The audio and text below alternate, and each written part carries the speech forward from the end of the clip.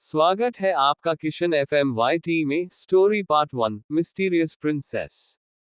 मेहता परिवार में dining table पर खाना लगाते ही मदन मेहता ने अनामिका की प्लेट में खाना रखते हुए कहा, शायद ये हमारा आखिरी डिनर होगा एक साथ। मुझे भरोसा ही नहीं हो रहा कि तुम्हारे बायोलॉजिकल पेरेंट्स तुम्हें इतनी जल्दी अपने साथ वापस ले जाना चाहते हैं। उसकी आवाज में रिग्रेट साफ झलक रहा था। तब अचानक उसे अपने 3 महीने पहले वाला एक्सीडेंट याद आया। उसे अर्जेंटली ब्लड की जरूरत थी और जब अनामिका का खून लेने के बारे में सोचा गया, तब डॉक्टर को ये पता चला कि उन दोनों का कोई खून का रिश्ता है ही नहीं। इस न्यूज ने पूरी फैमिली को शॉक कर दिया। उस एक्सीडेंट से ठीक होने के बाद मदन मेहता ने अपनी असली बेटी जीविका मेहता को काफी मेहनत से खुद ढूंढा और अनामिका, जो उनकी बेटी है ही नहीं, के बारे में उन्होंने ऑनलाइन पोस्ट कर दी ताकि उसके बर्थ पेरेंट्स को ढूंढा जा सके। कल किसी ने उन्हें कॉल करके बताया कि वह अनामिका की असली मां है और आज उसे वापस लेकर जाएगी। मैंने शेफ से कहकर तुम्हारी सारी फेवरेट डिशेस बनाई हैं, मदन ने कहा। फिर और बोला, खाना खाओ, आज तुम अपने असली बायोलॉजिकल पेरेंट्स के पास जा रही हो, किसे पता कि उनकी सिचुएशन कैसी होगी। कल के कॉल से मदन को पता चला कि अनामिका के असली पेरेंट्स अभी कोई काम नहीं करते हैं और एक ऐसी जगह पर रहते हैं जहां के लोगों को अच्छा नहीं माना जाता और जहां देश के सबसे गरीब लोग रहते हैं। अगर वह वहां गई, तो उसे इतना डिलिशियस खाना कभी दोबारा नहीं मिलेगा। अनामिका बिना किसी इमोशंस के वहां बैठी हुई थी, उसकी आंखें साफ थी और वह सबकी इमोशंस समझ रही थी। उसने अपना चम्मच नीचे रखते हुए कहा, मेरा हो गया। इतना कहकर वह खड़ी हुई और वहां से चली गई, जैसे उसे इस घर से कोई अटैचमेंट हो ही ना। मदन की वाइफ मीना, जो वहां बैठी हुई थी, उसकी बातें सुनते ही शिकायत करने लगी, उसे बिगाड़ना बंद करो।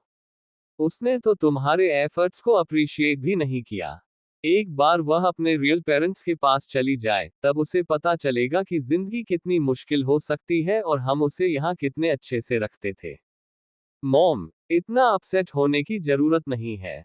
मुझे पक्का यकीन है कि मेरी बहन भी वापस नहीं जाना चाहती, इसलिए उसे बहुत बुरा लग रहा है।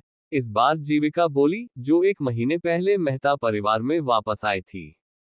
कल उसने अपने पेरेंट्स की पूरी बात सुनी और तब जाकर उसे पता चला कि अनामिका के बायोलॉजिकल पेरेंट्स बहुत गरीब हैं, उनके पास कोई जॉब नहीं है। उनके घर पर 5 बेटे हैं जिनकी अभी तक शादी नहीं हुई है। यहाँ तक कि उनकी एक बूढ़ी दादी भी है, जो बीमार है और उन्हें देखरेख की जरूरत है। वह लोग काफी बुरी हालत में हैं। वह खुद को काफी लकी महसूस कर रही थी कि वह एक अमीर परिवार में लौटी है और उसने खड़े होते हुए कहा, मैं जाकर उन्हें देखती हूँ। डाइनिंग टेबल पर मदन ने मीना की तरफ देखा और कहा, इस तरह बिहेव क्यों कर रही हो? अनामिका भी हमारी ही बेटी है। Dinner table conversation. मीना ने मुंह बनाकर कहा, जब भी मैं सोचती हूँ कि यह लड़की, जिसका हमसे कोई रिश्ता ही नहीं है, उसे हम लोग इतने सालों तक अपनी बेटी की तरह प्यार करते आए और उसका ध्यान रखा है, जबकि हमारा अपना खून, हमारी प्यारी जीविका यूं ही बाहर की दुनिया में भटकती रही, तो मुझे बहुत बुरा लगता है। अनामिका लिविंग रूम में पहुंची, वहां पर रखा हुआ उसने अपना बैकपैक उठाया और घर छोड़ने के लिए तैयार हो गई। तभी जीविका ने उसके पीछे आते हुए कहा, अनामिका, समर्थ के साथ मेरी सगाई नवंबर में ही है, तुम आओगी ना? उसकी आंखें बहुत साफ थीं, मगर उसकी आवाज में एक अलग ही एरोगेंस और प्राइड नजर आ रहा था। सबको पता था कि मेहता परिवार और मल्होत्रा परिवार के बच्चों की शादी है। अगर मदन ने अपनी असली बेटी जीविका को नहीं ढूंढा होता, तो अनामिका की सगाई समर्थ से हो रही होती। समर्थ बहुत अच्छा है, वह हमेशा मुझसे अच्छे से बिहेव करता है। मगर मेरे पेरेंट्स ने मुझे ढूंढा नहीं होता, तो तुम्हारी ही सगाई उससे हो रही होती, ना बहन। इसके लिए तुम मुझसे गुस्सा तो नहीं होना? अनामिका ने ठंडे स्वर में कहा, थैंक्स टू यू, यूजलेस इंसान को वह मिल गया जिसे वह बिलोंग करता है। एक्सक्यूज मी, क्या? मैं वैसे ही प्लान कर चुकी थी कि मैं उससे कचरे की तरह बाहर फेंक दूंगी, मगर मैंने उम्मीद नहीं की थी कि मेरे छोड़ते ही कोई आ जाएगा उसे कचरा उठाने के लिए।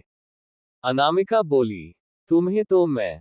जीविका अपना गुस्सा खोने ही वाली थी, लेकिन जैसे ही उसने किसी को उसकी तरफ आते हुए देखा, वह एक डरे हुए मासूम खरगोश की तरह बन गई और लाल आंखों से अनामिका को देखने लगी। ठीक उसी वक्त मीना लिविंग रूम में आए और यह सीन देखते ही उसने गुस्से में चलते हुए कहा, अनामिका, तुम्हारी हिम्मत कैसे हुई अपनी बहन से इस तरह बात करने की? क्या तुम्हारा दिमाग खराब हो गया है? मेरा दिमाग खराब हो गया है। अनामिका ने हंसते हुए कहा, मुझे तो लगा था कि जिसका दिमाग खराब हुआ है, वह आप है। और न सिर्फ आपका दिमाग खराब है, बल्कि आप अंधी भी हैं। आपको शायद हॉस्पिटल जाकर अपनी आंखों का चेकअप करवाना चाहिए। अनामिका ने मन ही मन सोचा, टू फेस्ड लड़की के साथ 1 महीने से रह रही है और फिर भी उसके असली रंग नहीं दिखाई दिए।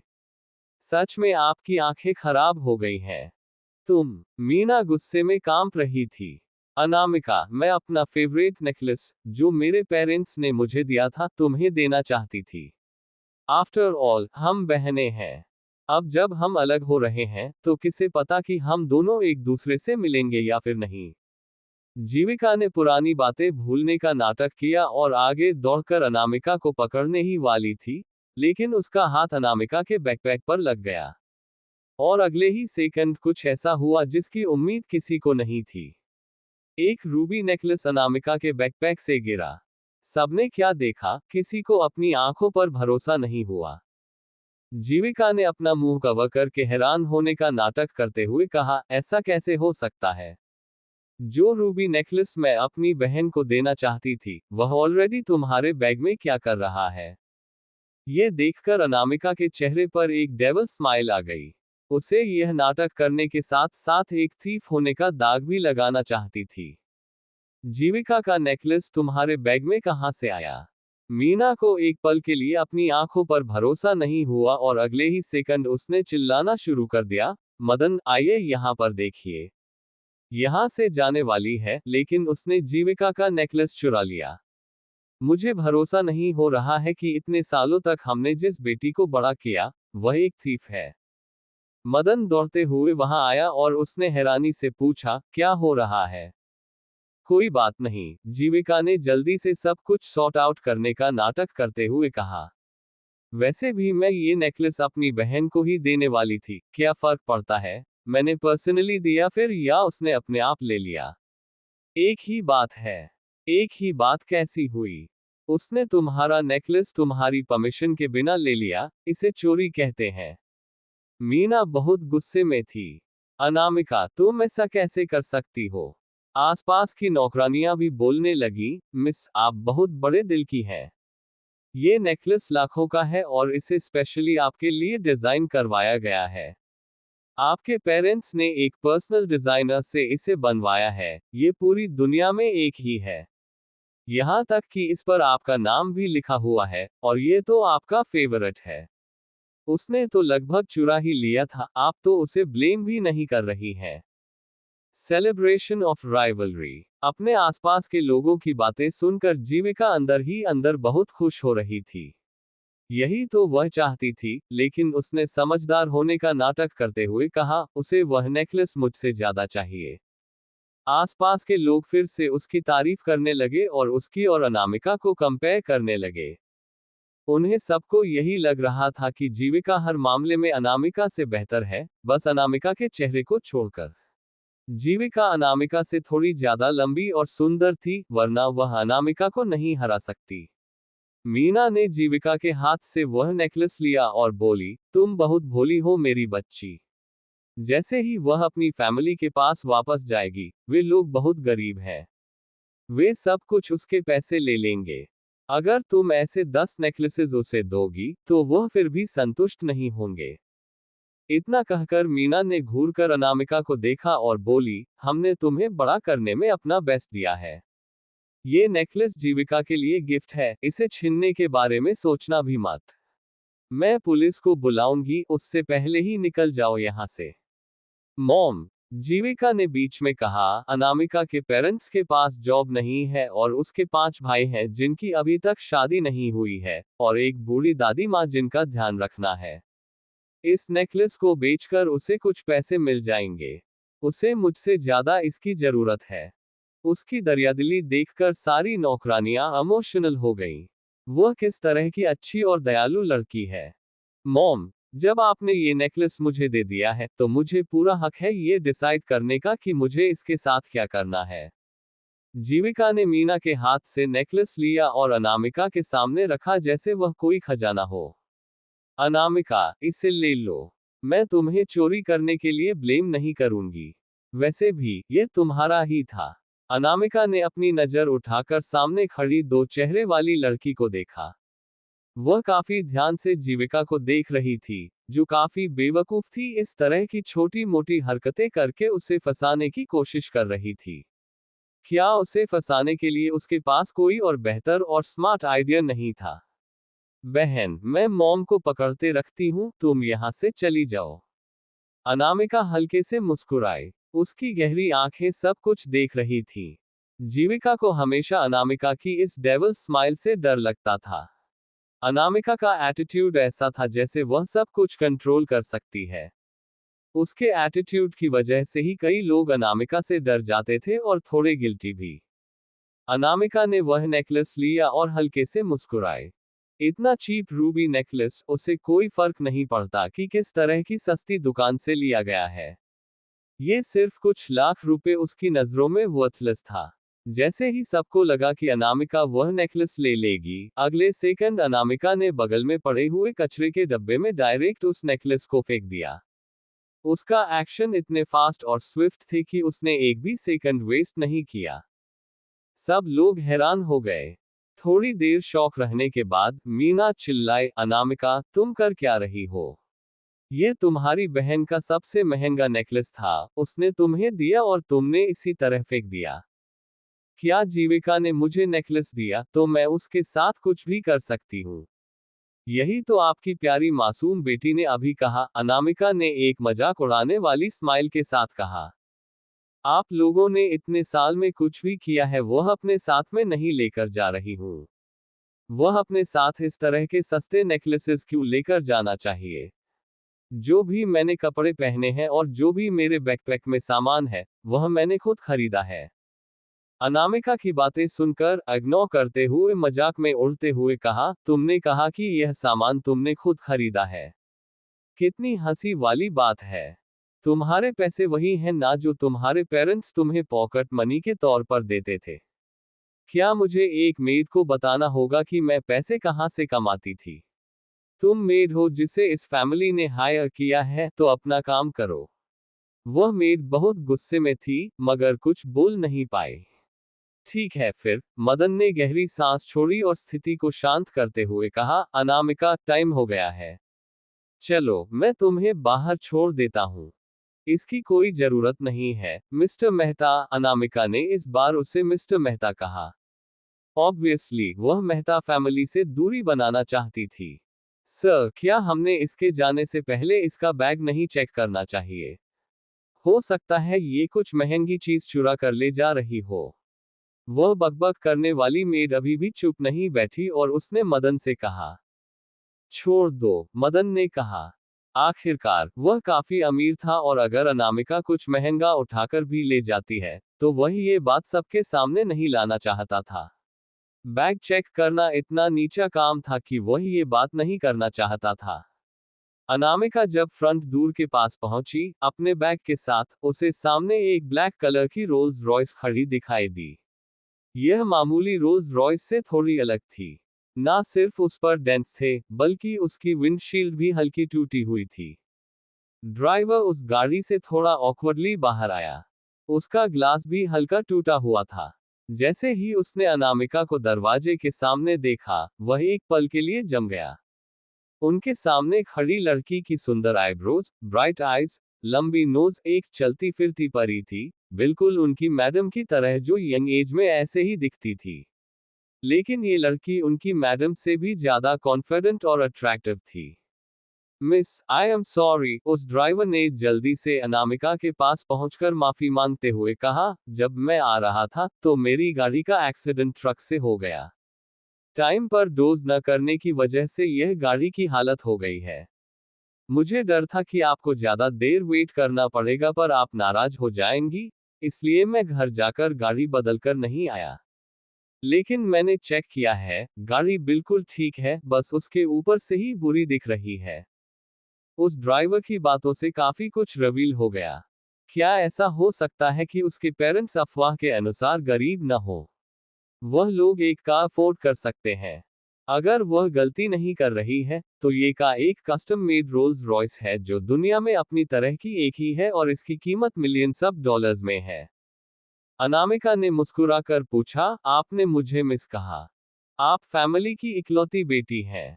आपकी 5 बड़े भाई हैं। ड्राइवर ने इतना कहा, फिर जल्दी से आगे बोला, आई एम सॉरी, मैं अपने आप को इंट्रोड्यूस करना भूल गया।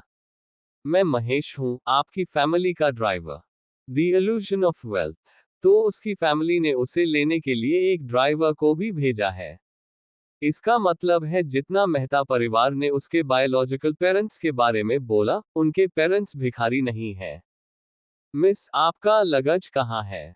जब महेश ने अनामिका के कंधे पर सिर्फ एक बैकपैक देखा, तो उसने पूछा, क्या वह अंदर है? मैं आपकी मदद कर सकता हूँ। अनामिका ने कहा, नहीं, मेरे पास इतना ही सामान है। महेश ने जल्दी से हाँ में सर हिलाते हुए कहा, फिर तो आप गाड़ी के अंदर जाकर मेरा इंतजार कीजिए। मैं वह सारे गिफ्ट्स जो आपकी माँ ने आपके पुराने पेरेंट्स को देने के लिए कहा था, वह दे देता हूँ और आपका इतने सालों तक ध्यान रखने के लिए शुक्रिया कह देता हूँ। उसके बाद हम चले गए। इतना कहकर महेश ने जल्दी से जाकर गाड़ी का दरवाजा खोला अनामिका के बैठने के लिए। लेकिन अगले ही सेकंड गाड़ी का दरवाजा पूरी तरह से बाहर आ गया। उसे ट्रक में बहुत बुरी तरह से गाड़ी ने इफेक्ट किया था। मेहता परिवार जो अभी अभी बाहर आया था, उसने पूरा सीन देखा। जीविका सामने का सीन देखकर बहुत खुश हो गई और अपने आप से मन में सोचा, ये किस तरह का कचरा का ढेर है?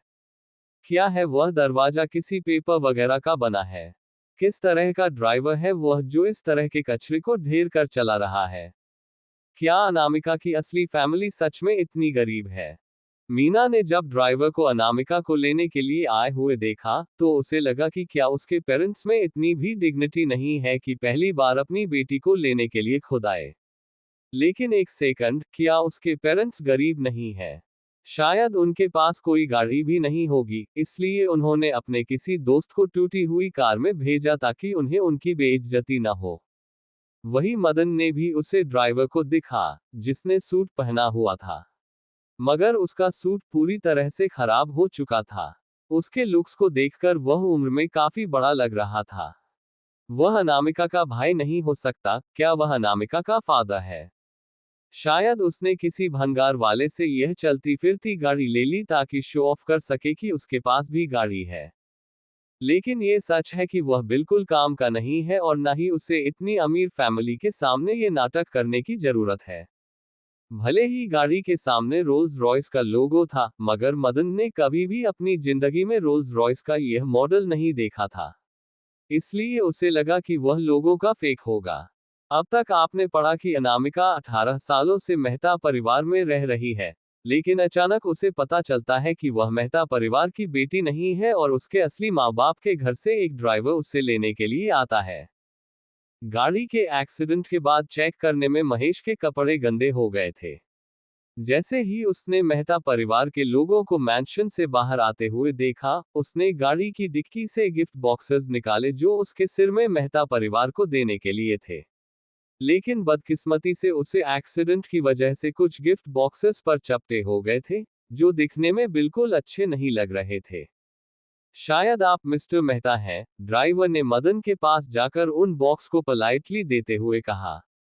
ये बस छोटे से गिफ्ट हैं यंग लेडी के पेरेंट्स की तरफ से। उन्होंने कहा है कि प्लीज आप इसे रख लीजिए।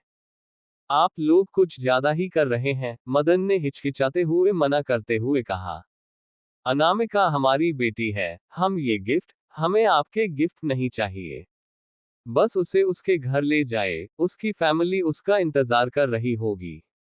मीना ने उन्हें बीच में रोकते हुए कहा और महेश को बिना एक नजर देखे अंदर जाने लगी। उसने अपने मन ही मन सोचा, इस तरह के पिचके हुए गिफ्ट बॉक्सेस के अंदर अच्छा कुछ कैसे हो सकता है? हमें उसके जैसे कचरे के ढेर की जरूरत नहीं है। जीविका ने अपनी सार्कास्टिक स्माइल को किसी तरह कंट्रोल किया और मीना के पीछे पीछे चली गई। उसने कभी इमेजिन नहीं किया था कि अनामिका के बायोलॉजिकल पेरेंट्स इतने गरीब होंगे, मगर वह बहुत खुश थी। मेहता परिवार के नौकर भी अरविंद और गरीब नजरों से हुए ड्राइवर महेश और उनकी गिफ्ट को देख रहे थे। सिर्फ मदन ही वहां पर खड़ा था और उसने थोड़ा सा हिचकिचाते हुए कहा, सेफ जर्नी, मैं ये गिफ्ट नहीं ले सकता। आप प्लीज इन्हें अपने मालिक को वापस दे दीजिएगा। महेश समझ नहीं आया कि वह क्या बोले। उसके बॉस ने पक्का कहा था कि वह मेक शो करे कि मेहता परिवार यह गिफ्ट ले ले। लेकिन मदन की बातों का मतलब था कि अनामिका और मेहता परिवार का हिस्सा नहीं है, और वह एक बार अपने बायोलॉजिकल पेरेंट्स के पास चली जाए तो उसका मेहता परिवार से कोई लेना देना नहीं होगा। मिस्टर मेहता, प्लीज एक्सेप्ट कर लीजिए इन गिफ्ट को, ड्राइवर महेश उनसे कहना चाहते थे। इन बॉक्सेस के अंदर कई लग्जूरियस विले के पेपर्स, मॉल के पेपर्स और 2-3 बैंक कार्ड्स हैं जिनमें करोड़ों रुपए हैं, और कुछ ऐसी मेडिसिन भी हैं जिन्हें कहीं से नहीं खरीदा जा सकता। लेकिन वह बस मदन को अंदर जाता हुआ देखता रहे तो वह कंफ्यूज्ड एक्सप्रेशन के साथ चुप हो गए। लगता है कोई भी सचमुच मिस कपूर को पसंद नहीं करता, महेश ने मन ही मन सोचा। अनामिका ने कैजुअली गाड़ी के दरवाजे को वापस अपनी जगह पर लगाते हुए बोली, चलिए चलते हैं। उसे गाड़ी में बैठे हुए देखकर महेश हैरान हो गया। क्या मिस कपूर ने सचमुच खुद गाड़ी का दरवाजा फिक्स कर दिया? लेकिन वह ऐसे कैसे कर सकती है? गाड़ी के अंदर बैठी हुई अनामिका कैजुअली खिड़की के बाहर देख रही थी और बाहर के नज़ारों का मजा ले रही थी। महेश अंकल रियरव्यू मिरर से कभी कभी उसे देख ले रहे थे, और जितना वह उसकी तरफ देखते उतना उन्हें अपनी मैडम की याद आती, क्योंकि उनकी मैडम भी बिल्कुल इसी तरह दिखती थी। क्या हम गांव में नहीं जा रहे हैं? मिश्का ने अचानक ड्राइवर की तरफ देखते हुए पूछा, जिससे ड्राइवर अपने होश में वापस आया। उसने कहा, वह तो सर का होम टाउन है, लेकिन उनका घर तो साउथ मुंबई में है। मदन इतने सालों से मेहनत करता आया था और इतना पैसा कमाने के बाद भी वह अभी तक इस काबिल नहीं हो पाया कि वह साउथ मुंबई में अपने लिए एक घर ले पाए। अगर देश के अमीर लोगों से मदन की कंपैरिजन की जाए तो वह उनके आगे कुछ भी नहीं था। लेकिन गरीब लोगों से कंपैरिजन करने में वह काफी अमीर था। उसकी पर्सनल वेल्थ और प्रॉपर्टीज की कीमत कुल मिलाकर 100 करोड़ के आसपास होगी। इसकी वजह से ही उसकी वाइफ मीना इतनी एरोगेंट है और दूसरों को नीचे समझती है।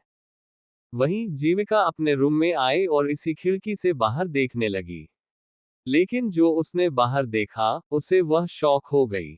मॉम, वह गाड़ी उनका है क्या? मीना ने उसकी नजर का पीछा किया और बोली, जीवी, मैं तुम्हें बता रही हूँ, आपसे और आज के बाद से तुम्हारा और अनामिका का कोई रिश्ता नहीं होना चाहिए। तुम आज से उसके अपनी बहन की तरह ट्रीट नहीं करोगी। तुम उसके नंबर को भी ब्लॉक करके डिलीट कर दो। अगर वह तुमसे पैसे लेने की कोशिश करे तो तुम बहाना बना देना। तुम उसे कोई पैसे नहीं दोगी, समझी? नहीं मॉम, मेरा मतलब था कि उनकी गाड़ी का नंबर प्लेट उन्हें देखकर लग रहा है कि वह लोग भी शहर से ही हैं, कोई गांव से नहीं। और उसके अलावा वह काफी अलग तरह का नंबर प्लेट है, जैसे स्पेशली बनाया गया हो। मीना ने उन लोगों की गाड़ी और नंबर प्लेट पर ज्यादा ध्यान नहीं दिया था, लेकिन जीविका की बात सुनने के बाद उसने हंसते हुए कहा, जीवी, तुम्हें पता है ना कि यह किसी भी नंबर प्लेट पर स्पेशल नंबर अमीर लोगों को ही मिलता है। अनामिका के परिवार पास के किसी गांव में रहता है। तुम्हें गलतफहमी हुई होगी। उसकी टूटी फूटी गाड़ी पर एक अच्छा नंबर प्लेट कैसे हो सकता है? वहीं जब ड्राइवर महेश ने अनामिका को बताया कि उसके पेरेंट्स साउथ मुंबई में रहते हैं तो वह हैरान हो गई। वहां घर लेना काफी बड़ी बात थी। क्या हम पहले सिटी हॉस्पिटल चल सकते हैं? सिटी हॉस्पिटल साउथ मुंबई से ज्यादा दूरी पर नहीं था और वहां का बेस्ट हॉस्पिटल माना जाता था। अनामिका, मिस, क्या आपकी तबीयत ठीक नहीं है? महेश ने पैनिक होते हुए कहा। अगर नहीं, तो मैं जल्दी घर चलाता हूँ। नहीं नहीं, मैं मेहता परिवार की दादी माँ से मिलना चाहती हूँ। पूरे मेहता परिवार में सिर्फ लक्ष्मी मेहता ही ऐसे इंसान थी जो सच में उससे प्यार करती थी। जब उन्हें पता चला कि अनामिका उनकी बायोलॉजिकल ग्रैंडडॉटर नहीं है, तो ये खबर उन्हें बर्दाश्त नहीं कर पाए और वह बीमार पड़ गईं, जिसकी वजह से उन्हें हॉस्पिटलाइज्ड करना पड़ा। महेश ने उम्मीद नहीं की थी कि अनामिका इतनी अच्छी बच्ची होगी, इसलिए उसने उसकी रिक्वेस्ट मानते हुए उसे अस्पताल की तरफ ले जाना शुरू कर दिया। उसके मन में अनामिका का इंप्रेशन काफी अच्छा बन चुका था। 10 मिनट बाद महेश अंकल ने गाड़ी हॉस्पिटल के सामने रोक दी तो अनामिका बोली, प्लीज आपको यहीं आसपास कहीं मेरा इंतजार करिएगा। जी जरूर, महेश ने जवाब दिया। वहीं सिटी हॉस्पिटल के रूम नंबर 301 में एक बूढ़ी औरत, जिनके सारे बाल सफेद हो चुके थे, वह लेटी हुई थी। लंबी बीमारी के कारण उनका चेहरा मुरझा गया था और वह बहुत पतली हो गई थी। अनामिका अंदर आई तो वह अभी भी गहरी नींद में थी और उसकी आंखें बंद थी। उनका चेहरा एक्सप्रेशनलेस था। उनके रिंकल्स और चेहरे की उदासी बता रही थी कि वह कितनी नाखुश है। अनामिका धीरे धीरे चलते हुए उनके पास गई और उन्हें देखकर उसे बहुत बुरा लगा। उसकी एनर्जेटिक दादी माँ इस तरह कैसे हो गई? अनु, एक यंग डॉक्टर, उन्हें पेशेंट को अंदर चेक करने के लिए आए तो उन्हें देखते हुए कहा, तुम टाइम पर आए हो, मुझे तुमसे कुछ बात करनी है।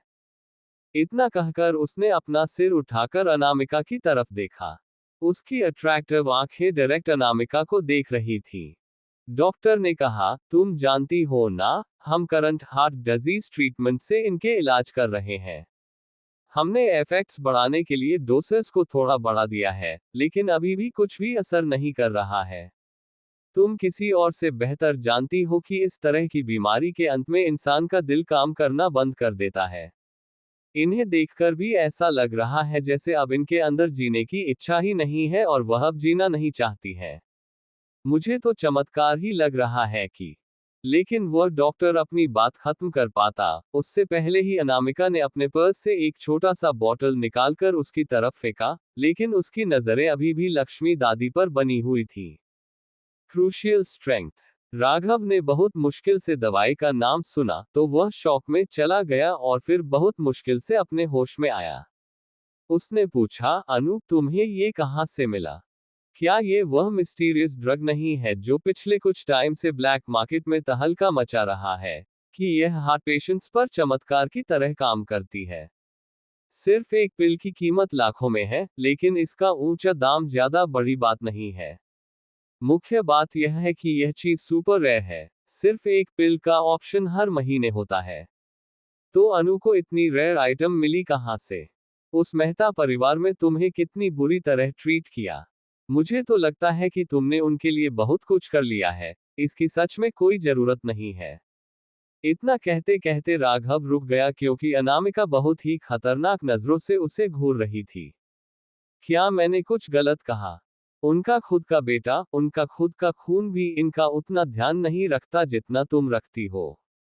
6 महीने पहले राघव एक मेडिकल यूनिवर्सिटी से ग्रेजुएट हुआ और सिटी हॉस्पिटल में इंटर्नशिप के लिए आया था। उसका परिवार सालों से मेडिकल फील्ड में था और उनकी काफी रिस्पेक्ट भी की जाती थी, जिसकी वजह से वह थोड़ा एरोगेंट और कॉकी हो गया था। लेकिन जब वह अनामिका से मिला, तब जाकर यह एहसास हुआ कि उसे भी बेहतर कोई है। एक बार जब वह एक बहुत ही कॉम्प्लेक्स केस स्टडी कर रहा था, तो वह कई रातों तक सोया नहीं था, उस केस को स्टडी करते हुए, लेकिन फिर भी उसे कोई सल्यूशन नहीं मिल रहा था। लेकिन अनामिका ने सिर्फ एक बार उसे फाइल को देखा और सिर्फ 5 मिनट के अंदर ही कुछ ही सेंटेंसेस में उसे एक बहुत अच्छा सल्यूशन बता दिया। एक बार और, अनामिका ने सिर्फ ग्रेजुअली एक पेशेंट के चेस्ट एक्स-रे और सीटी स्कैन को देखा और कह दिया कि उस पेशेंट को लंग कैंसर है, जबकि इसका अंदाजा किसी ने नहीं लगाया था। ऐसे कई इंसिडेंट्स राघव और अनामिका के बीच हो चुके थे और वह सबसे ज्यादा लक्ष्मी जी के इंसिडेंट को एडमायर करता था। एक औरत, जो पहले से ही मौत के कगार पर है, अनामिका हर बार उसे मौत के मुंह से खींचकर ले आती है। अगर वह कोशिश करता, तो लक्ष्मी जी को बचा नहीं पाता। अनामिका को देखकर लगता है कि वह सिर्फ एक हाई स्कूल स्टूडेंट है, लेकिन फिर भी वह हमेशा उसे शॉक करती रहती है, जिससे धीरे धीरे उसका एरोगेंस टूटकर बिखर चुका है। इन 6 महीनों की इंटर्नशिप में राघव ने अनामिका के चमत्कारों के अलावा ये भी अपनी आंखों से देखा है कि मेहता परिवार उसे कितनी बुरी तरह नेग्लेक्ट कर देता है, जिससे राघव को बहुत बुरा लगता है और जल्दी वह दोनों दोस्त बन गए। वह जानता था कि लक्ष्मी जी के कंडीशन का सबसे बेस्ट सॉल्यूशन है हार्ट ट्रांसप्लांट, लेकिन उनकी उम्र और हाई ब्लड प्रेशर की वजह से वह सर्जरी नहीं करवा पाएंगे। अब अनामिका ने जब उन्हें क्रूशियल स्ट्रेंथ दे दी है, तो उसे उम्मीद है कि उनकी फिजिकल कंडीशन काफी इंप्रूव हो जाएगी, वरना वह किसी भी वक्त मर सकती थी। लेकिन मेहता परिवार में से किसी को भी इस बात की खबर तक नहीं थी। उन्हें बस यही लगता था कि हॉस्पिटल के बिल्स भर देने से और लक्ष्मी जी को एक्सपेंसिव वार्ड में रख देने से उनकी जिम्मेदारी खत्म हो गई है। अगर मेहता परिवार इनका ध्यान रखना चाहता, तो वह लोग पक्का इन पर कुछ लाख रुपए भी खर्च नहीं करते। ऑलराइट, इन पर अच्छे से नजर रखना। अनामिका ने अपनी लक्ष्मी दादी की तरफ देखा और प्यार से मुस्कुराते हुए बोली, दादी, मुझे जाना होगा। वह यहाँ ज्यादा देर रह नहीं सकती थी। अगर लक्ष्मी दादी उठ गईं और उन्होंने उसे देख लिया, तो वह और उदास हो जाएंगी। अगर उनकी कंडीशन और बिगड़ गई, तो हैंडल करना मुश्किल हो जाएगा। राघव ने उसे देखा और धीरे से बोला, मैं समझ गया, तुम चिंता मत करो। अनामिका ने धीरे से हाँ में सिर हिलाया और अपनी दादी की तरफ देखा। भले ही उसे बहुत कुछ कहना था और बहुत बातें करनी थी अपनी दादी से, लेकिन वह फिर भी रूम नंबर 301 से निकल गई। वहीं दूसरी तरफ कुछ डॉक्टर और नर्स आसपास भाग रहे थे और वे बहुत बेचैन थे। क्या हो रहा है? देवेंद्र जी की कंडीशन अचानक से इतनी सीरियस कैसे हो गई? वह कई दिनों से अपनी दवाइयों लेने से मना कर रहे हैं और फोर्स कर रहे हैं कि उनका पोता आएगा तभी वह दवाई लेंगे। क्या बकवास है। जैसे ही अनामिका रूम नंबर 301 से निकली, वह किसी एक डॉक्टर से टकरा गई। उन लोगों को रूम नंबर 306 की तरफ भागता हुआ देखकर अनामिका भी थोड़ी सी आगे बढ़ी। तो उसने देखा कि एक 70-75 साल के ओल्ड इंसान बेड पर लेटे हुए हैं और उनकी हालत बिल्कुल ठीक नहीं लग रही है। इन्होंने जानबूझकर अपनी दवाइयां बंद कर दी हैं। क्या यह अपनी जान से नहीं खेल रहे हैं? अब हमें क्या करना चाहिए? क्या हम उनकी फैमिली को बता दें? उनके फैमिली मेंबर्स रास्ते में ही हैं।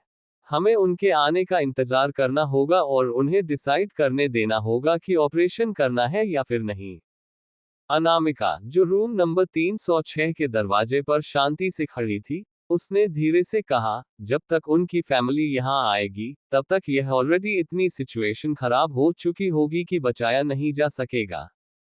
जो डॉक्टर पूरी तरह से पैनिक हो चुके थे, उन्होंने आवाज की दिशा में देखा तो वहां पर एक यंग लड़की खड़ी थी, जो लगभग 19 साल की होगी और बिल्कुल शांत चेहरे के साथ उन्हें देख रही थी। उसकी आंखें बिल्कुल ब्राइट और क्लियर थीं और नजरें सख्त थीं। छोटी बच्ची, तुम्हें क्या पता है? एक मेल डॉक्टर ने उसे देखते हुए कहा, क्योंकि उन्हें लगा कि वह एक बच्ची है। यह उनकी हालत बहुत सीरियस है। अगर हम श्योर होते, तो हम अभी उन्हें बचा लेते। वह लोग उनकी फैमिली का इंतजार सिर्फ इसलिए कर रहे थे क्योंकि उनके पास कोई ऑप्शन नहीं था। अनामिका ने एक आईब्राउ उठाकर उन्हें देखा और कैजुअली पूछा, रूमेटिक हार्ट डिजीज, क्या यह इतनी सीरियस बात है? क्या तुम इन्हें देखकर बता सकती हो कि नहीं कौन सी डिजीज है? वह डॉक्टर हैरान हो गया और एक फीमेल डॉक्टर, जो थोड़ी उम्र में बड़ी थी, वह भी हैरान हो गई और उसने पूछा, क्या इस बच्ची को मेडिसिन आता है? अब जब तुम्हें पता चल गया है कि यह रूमेटिक हार्ट डिजीज है, तो तुम्हें ये भी पता होगा कि यह किस तरह की डिजीज है। इसमें एक हार्ट ट्रांसप्लांट सर्जरी की जरूरत होती है। और जहां तक बात रही, यह उनकी पहली बार नहीं होगी जब वह सर्जरी करवाएंगे, उस मेल डॉक्टर ने एक्सप्लेन किया। अनामिका ने अपना सर उठाकर उन्हें देखा।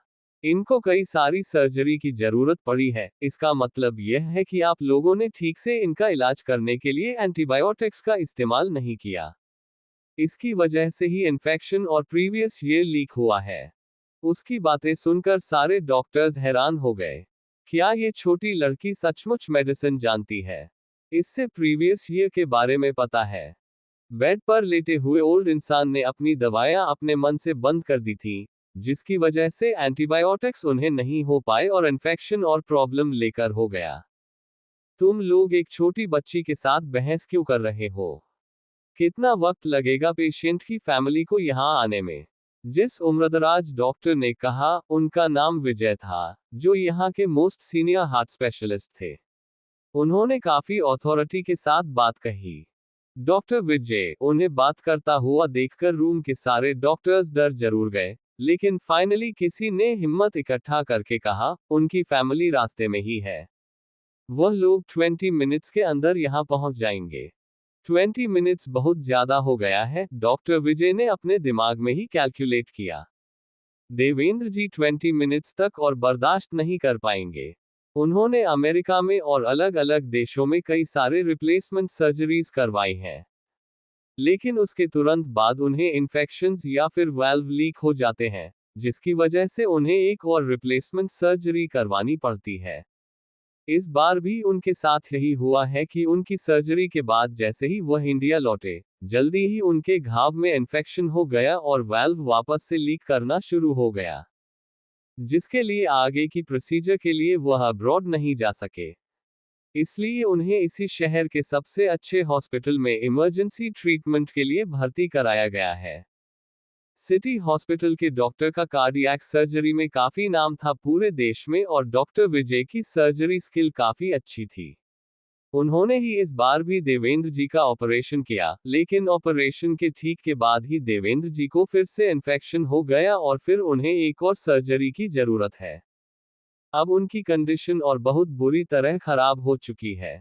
भले ही थोड़ी बहुत ट्रीटमेंट के बाद उनके सिम्टम्स कंट्रोल में हैं, लेकिन इस वक्त उनके जो सिम्टम्स हैं, वह हार्ट फेलियर के निशान दिखा रहे हैं और कुछ रीसेंट एग्जामिनेशन से डॉक्टर विजय को ये भी पता है कि देवेंद्र जी की हालत बहुत क्रिटिकल है।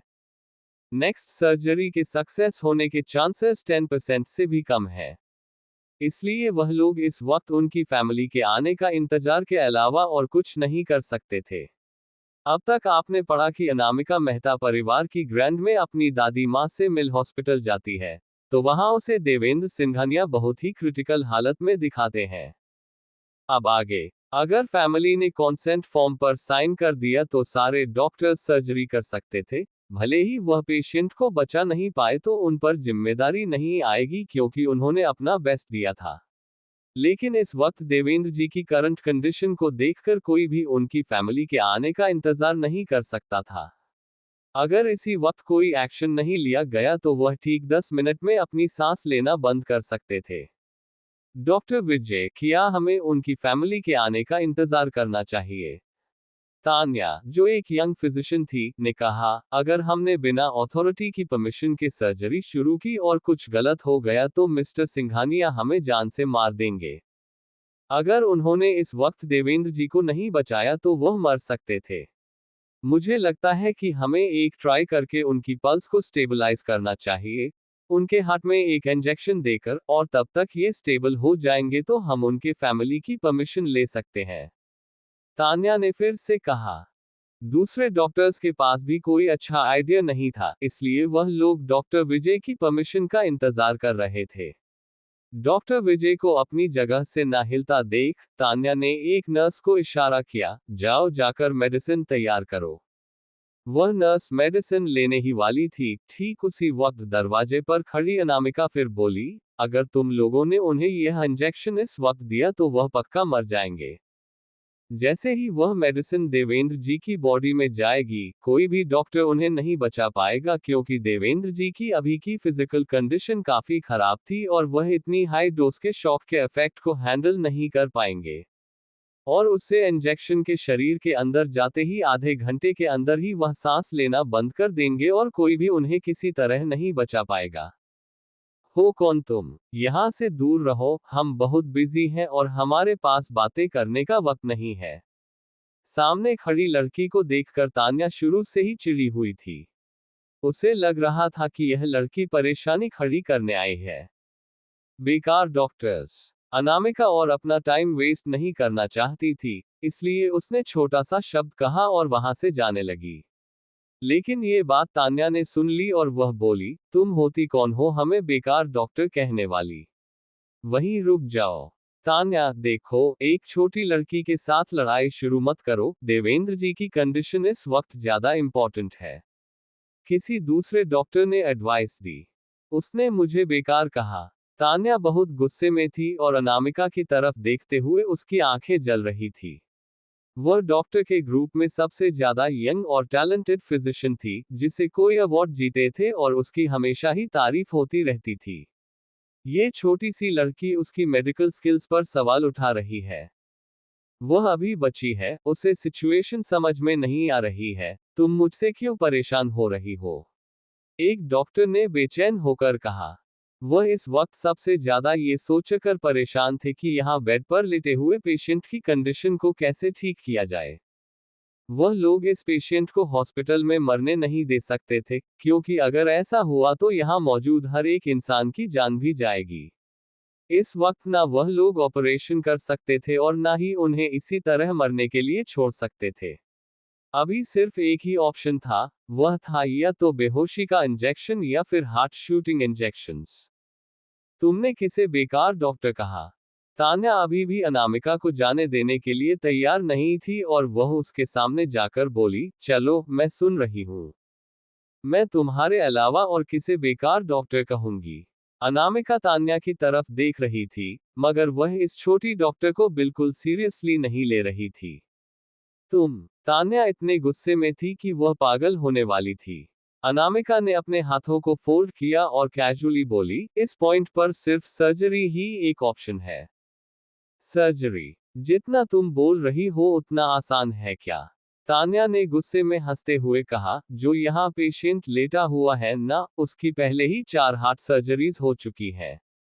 कोई भी हार्ट मसल्स ऐसी नहीं बची है जिनका ऑपरेशन ना किया गया हो। इसमें कोई भी ऐसा हॉस्पिटल नहीं है या फिर कोई भी ऐसा डॉक्टर नहीं है जो इनकी 5वीं बार सर्जरी करने के लिए तैयार हो जाए। भूल जाओ तान्या। वह मेल डॉक्टर सब कुछ शांत करना चाहता था, लेकिन अब तक तान्या का गुस्सा उसके कंट्रोल से बाहर हो चुका था। इस पेशेंट की कंडीशन आज से पहले मेडिकल हिस्ट्री में कभी नहीं देखी गई है, डोमेस्टिक में भी नहीं और ना ही इंटरनेशनली। तुम ये कह सकती हो कि उनकी कंडीशन बहुत ही रेयर है और अब तक पहली बार किसी की हुई है। तान्या ने एक एक बात पर जोर देते हुए कहा, क्या तुम्हें एहसास भी है कि उनकी सर्जरी करना कितना डिफिकल्ट होने वाला है? हमने कई सारे जाने माने हार्ट सर्जन्स को कंसल्ट किया, कंट्री के अंदर भी और कंट्री के बाहर भी, लेकिन किसी के पास भी इनका इलाज नहीं है। अनामिका ने एक आईब्राउ उठाते हुए कहा, इसलिए क्योंकि तुम बेकार हो। तो तुम्हें क्या लगता है कि तुम उन्हें बचा सकती हो, ओवर कॉन्फिडेंट छोटी बच्ची? तान्या ने उसका मजाक उड़ाते हुए कहा, तो फिर कोशिश कर लो। अनामिका ने पीछे लेटे हुए ओल्ड इंसान को देखा और बहुत ही कॉन्फिडेंस से कैजुअली बोली, तुम लोग मेरी सर्जरी की फीस अफोर्ड नहीं कर पाओगे। तान्या को ये बात काफी फनी लग रही थी। वह बोली, ये जो है लेटे हैं ना, कोई आम इंसान नहीं है। कितना भी पैसा हो उनके लिए कोई बड़ी बात नहीं होगी। अगर तुम उनकी जान बचा सकती हो तो पैसा प्रॉब्लम नहीं है। और मैं भी तुम्हारे सामने घुटनों के बल बैठकर माफी मांगूंगी और तुम्हें भगवान कहूंगी। अनामिका ने एक आईब्राउ उठाए और कहा, ऑलरेडी तुमने ही कहा है, तुम बहुत ओवर कॉन्फिडेंट हो। अनामिका ने उसकी बातों को सीरियसली नहीं लिया और बोली, क्या तुमने अपना हाई स्कूल भी खत्म किया है? क्या तुम्हें पता है कि हार्ट होता कहाँ है? सर्जरी एक चाकू लेकर इधर उधर कट लगाने को नहीं कहते हैं। क्या तुम्हें ये लगता है कि यह रेस्टोरेंट में बैठकर एक स्टेक को कट करने जैसा है, जिसे तुम कैसे भी कर सकती हो? मुझे नहीं पता कि तुम कहाँ से हो। अभी माफी मांगो और निकल जाओ यहाँ से, तो मैं भी इस बात को भूल जाऊंगी और सोचूंगी कि ऐसा कुछ कभी हुआ ही नहीं था। अनामिका ने तान्या के वर्क बैच को देखा और काफी सख्त एक्सप्रेशन के साथ कहा, तुम कार्डियोलॉजी में एसोसिएट के फिजिशियन हो और तुम्हें ये भी नहीं पता कि आर्टिफिशियल वाल्व रिप्लेसमेंट सर्जरी कैसे परफॉर्म करते हैं। और तुम ये चाहती हो कि मैं तुमसे माफी मांगूं। तुमसे एक डॉक्टर कहना ही डॉक्टर शब्द की बेइज्जती है। क्या तुम लोगों ने सुना कि इस शैतान लड़की ने क्या कहा? तान्या गुस्से में अपने दांत पीस रही थी, तभी एक दूसरी फीमेल डॉक्टर ने अपने आप से कहा, उसे एक्चुअली पता है कि आर्टिफिशियल वाल्व रिप्लेसमेंट सर्जरी क्या होती है। इतनी प्रोफेशनल टर्म इतनी छोटी सी लड़की के मुंह से सुनकर वह लोग हैरान थे। क्या उसे सचमुच मेडिसिन की नॉलेज है? कुछ मेल डॉक्टर्स को भी यह रियलाइज हुआ और वह अनामिका को हैरानी और शौक से देखने लगे और धीरे से तान्या से बोले, क्यों ना हम इसे ही ट्राई करें? शायद इसके पास कोई रास्ता हो। क्या तुम्हारा दिमाग खराब हो गया है? क्या तुम एक्चुअली इस छोटी लड़की की बातों पर भरोसा कर रहे हो? तान्या अपनी बात खत्म कर पाती तभी उसने दूसरे डॉक्टर की आवाज सुनी, अगर कुछ भी गलत हुआ तो हम सारा दोष इसके ऊपर डाल सकते हैं। ये हमारे हॉस्पिटल की डॉक्टर नहीं है। तान्या ने पीछे मुड़कर देखा और धीमी आवाज में कहा, क्या तुम्हें पता भी है कि यह लड़की कितनी उम्र की है? अगर कुछ भी हुआ तो ऐसे ही किसी अनजान को सर्जरी करने देने के लिए हम रिस्पॉन्सिबल होंगे। क्या तुम लोगों को लगता है कि यह छोटी सी लड़की सर्जरी कर पाएगी? फिर उसने मुड़कर अनामिका को देखा और बहुत ही गुस्से में बोली, अगर इसे सचमुच इस चीज की कोई नॉलेज होती तो अब तक फेमस हो चुकी होती और वह इस जगह को चला रही होती। क्या हमारी इस जगह पर होने की जरूरत भी होती? एक मेल डॉक्टर ने हेल्पलेस होकर कहा, मगर इस वक्त हमारे पास कोई बेटर ऑप्शन भी नहीं है। हो सकता है सक्सेसफुल भी हो, एक फीमेल डॉक्टर ने केयरफुल सजेशन दिया, हमें डॉक्टर राघव से उनके ओपिनियन के बारे में पूछना चाहिए। पूरे अस्पताल में डॉक्टर राघव एक बहुत ही ब्रिलियंट डॉक्टर माने जाते थे। लेकिन डॉक्टर राघव हमेशा अपने मन की करते हैं और देवेंद्र जी उनके पेशेंट नहीं हैं, तो वह हमारी मदद के लिए अपनी एक उंगली भी नहीं उठाएंगे।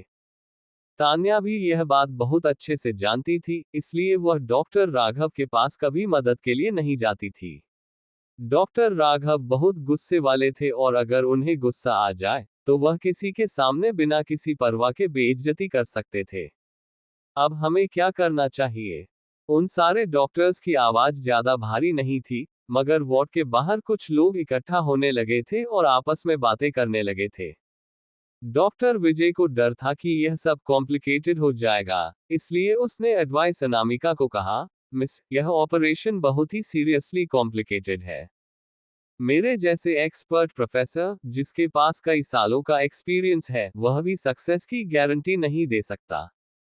देवेंद्र जी की करंट कंडीशन को जीनियस डॉक्टर मीक के अलावा कोई भी उन्हें इस ऑपरेशन में जिंदा नहीं बचा सकता। ऐसी बात नहीं है कि हम ऑपरेशन करना नहीं चाहते, बस बात यह है कि हम उसके काबिल नहीं हैं, इसलिए हम मदद नहीं कर पाएंगे। उस पेशेंट को बेसिक इंजेक्शन देना और थोड़ी देर के लिए शांत करना ही इस वक्त कर सकते हैं जब तक उनकी फैमिली जाकर कॉन्सेंट फॉर्म पर साइन ना कर दे। तब जाकर हम उनके ट्रीटमेंट पर फोकस कर पाएंगे। यहाँ पर खड़ा हर एक डॉक्टर मिस्टर सिंघानिया के इन्फ्लुएंस से डरा हुआ था। वह लोग बिना उसकी मर्जी के देवेंद्र जी को उंगली तक नहीं हिला सकते थे। क्या आपने कहा कि यह सक्सेसफुल सर्जरी हो जाने पर पैसे मिलेंगे? अनामिका ने अचानक पूछा। हाँ। डॉक्टर विजय थोड़ा हैरान हुए, लेकिन उन्होंने जल्दी जवाब दिया, ऑफ कोर्स कोई फर्क नहीं पड़ता कि देवेंद्र जी को कौन बचाएगा। लेकिन अगर वह सेफ होते हैं तो पैसों की कोई भी प्रॉब्लम नहीं थी।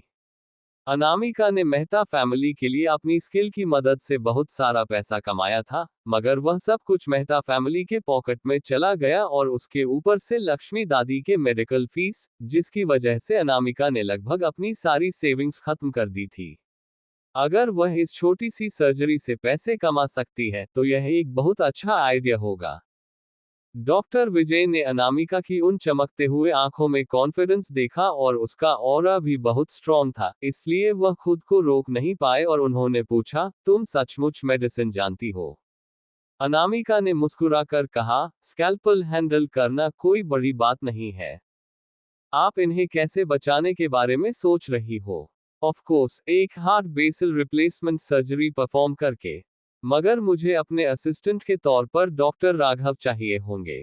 ये सुनकर तान्या बोली, तुम्हें लगता क्या है कि तुम हो कौन? तुम्हें पता भी है कि डॉक्टर राघव है कौन? हम उन्हें यहाँ एक बार मदद के लिए बुला सकते हैं, लेकिन वह तुम्हारे असिस्टेंट बनेंगे। अगर ऐसा हुआ ना, तो मैं इंसान नहीं, पंछी हूँ जो हवा में उड़ूंगी। इतना कहकर वह डॉक्टर विजय की तरफ मुड़ी और बोली, डॉक्टर विजय, इसके ऊपर टाइम बर्बाद करना बंद कीजिए। हमें जल्दी है। अभी के लिए डॉक्टर पेशेंट को बेहोशी का इंजेक्शन देकर उन्हें शांत कर दें। और फिर उसने एक नर्स को आदेश दिया, जाओ और जाकर मेडिसिन लो और सिक्योरिटी को बुलाओ ताकि इस पागल लड़की को यहां से लेकर जाएं। वह नर्स बाहर जाने ही वाली थी, तभी रास्ते में वह राघव से टकरा गई और उसने सारी सिचुएशन जल्दी से समझाई। राघव वहां आए और जल्दी ही सबको एक जानी पहचानी आवाज सुनाई दी, कौन मुझे ढूंढ रहा था। सबने उस तरफ देखा और वहां राघव थे, जिन्हें देखकर सब हैरान हो गए। एक नर्स राघव को यहां लेकर कैसे आई? डॉक्टर राघव, जो बड़े बड़े सीनियर डॉक्टर्स की एक बात नहीं सुनते थे, वह यहां एक नर्स के बुलाने पर कैसे आ गए? डॉक्टर राघव, आप बिल्कुल सही वक्त पर आए हैं। तान्या ने इस मौके का फायदा अनामिका को एम्बैरस करने के लिए उठाना चाहा। इस लड़की में बहुत हिम्मत है, ये चाहती है कि आप इसके असिस्टेंट बने। ये सुनकर राघव ने अनामिका की तरफ देखा, जो वहीं खड़ी थी और उसके चेहरे पर कोई एक्सप्रेशन नहीं था, जैसे किसी की भी बातों से उसे कोई फर्क न पड़ता हो। उसने घूरकर तान्या को देखा। साफ था कि उसे तान्या बिल्कुल पसंद नहीं आई और उसने तान्या को इग्नोर करते हुए बाकी सबसे पूछा, यहाँ हो क्या रहा है? लेकिन बाकी कुछ बोलते उससे पहले ही तान्या ने जल्दी जल्दी स्थिति समझाना शुरू कर दिया और जानबूझकर वह हल्का हल्का मुस्कुरा रही थी। और आखिर में उसने अपने बाल कान के पीछे किया ताकि उसका सुंदर चेहरा राघव को अपनी तरफ आकर्षित कर पाए। आखिर में वह बोली, मैंने आज से पहले ऐसा केस कभी नहीं देखा, ना इस देश में और ना अब्रॉड में। तो हम किस चीज का इंतजार कर रहे हैं? अनामिका के लिए राघव ने यह मुश्किल काम ले लिया और बिना एक्सप्रेशन के बोला, ऑपरेशन के लिए तैयार हो जाए। डॉक्टर राघव, आप इस बेवकूफ लड़की की तरह जल्दबाजी में फैसला कैसे ले सकते हैं? तान्या डॉक्टर राघव के फैसले से हैरान हो गई और बोली, इस वक्त ऑपरेशन करना मतलब सक्सेस रेट 10% से भी कम है और वह जो पेशेंट है, उसमें काफी इन्फ्लेमेशन है। अगर उनके साथ कुछ गलत हुआ, तो हम उसकी जिम्मेदारी नहीं ले पाएंगे। राघव के चेहरे पर कोई एक्सप्रेशन नहीं थे और वह बोला, अगर कुछ भी हुआ, तो तुम्हें चिंता करने की जरूरत नहीं है। डॉक्टर राघव, मैं जिम्मेदारी लूंगा। सारे डॉक्टर्स हैरान हो गए। क्या डॉक्टर राघव अनामिका जैसी छोटी सी लड़की के साथ जिम्मेदारी लेने के लिए तैयार है? उनसे बिना कुछ कहे, राघव ने अनामिका की तरफ देखा और बोला, मेरे साथ आओ। इतना कहकर वह अनामिका को ऑपरेशन रूम में ले जाने लगा। अनामिका जब तान्या के पास से गुजरी, तो उसने मुस्कुराकर कहा, क्या तुमने नहीं कहा था कि अगर डॉक्टर राघव मेरे असिस्टेंट बनने के लिए तैयार हो गए, तो तुम पंछी की तरह उड़ोगी? चलो, उड़कर दिखाओ। सच ये था कि उसने सचमुच ये बात कही थी, लेकिन उसने कभी नहीं सोचा था कि डॉक्टर राघव जैसा एरोगेंट इंसान अनामिका का असिस्टेंट बनने के लिए मान जाएगा। वह इतना एरोगेंट है, लेकिन अचानक से उसने अपना एटीट्यूड क्यों बदल दिया? क्या वह अनामिका की खूबसूरती में पागल हो गया है? तभी अनामिका ने मुस्कुराकर जवाब दिया, भूलना मत जो तुमने कहा था। मैंने क्या कहा था? अचानक तान्या को याद आया कि उसने कहा था कि अगर तुमने देवेंद्र जी को बचा लिया, तो मैं तुम्हारे सामने घुटनों के बल बैठकर तुम्हें भगवान कहूंगी। मगर मुझे डाउट है कि तुम्हारे अंदर इतनी क्षमता नहीं है और अगर पेशेंट को तुमने मार दिया, तो उसके जिम्मेदार हम नहीं होंगे। अनामिका हंसी और उसकी खूबसूरत आंखें आत्मविश्वास से चमक रही थीं। वह बोली, तुम मुझे भगवान कहोगी, मगर मुझे तुम जैसा भक्त नहीं चाहिए। तुम घुटने पर बैठना मत भूलना। इतना कहकर अनामिका राघव के साथ चली गई। उसे जाते हुए देखकर तान्या और तेजी से चिल्लाई, अगर तुमने देवेंद्र जी को बचा लिया, तो मैं डेप्यूटी डायरेक्टर के पद से इस्तीफा दे दूंगी। और फिर उसने अपने बैच की तरफ इशारा करते हुए कहा, देखते हैं तुम्हारे अंदर क्षमता है या नहीं जीतने की। जब आगे चल रहे राघव ने ये सारी बातें सुनी, तो उसने आराम से अनामिका से पूछा, तुमने उसके साथ बहस क्यों शुरू की?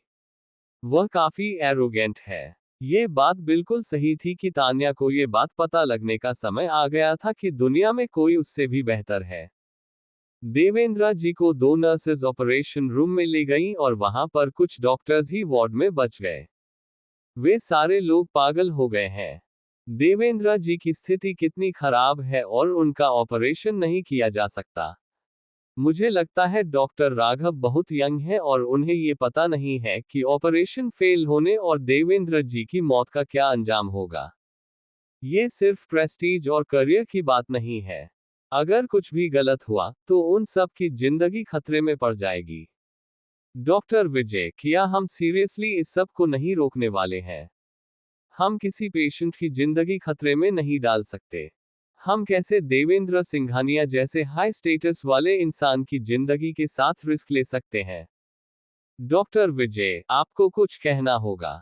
हाँ, हमें अभी के अभी उन्हें रोकना होगा। हमारे पास अभी भी वक्त है।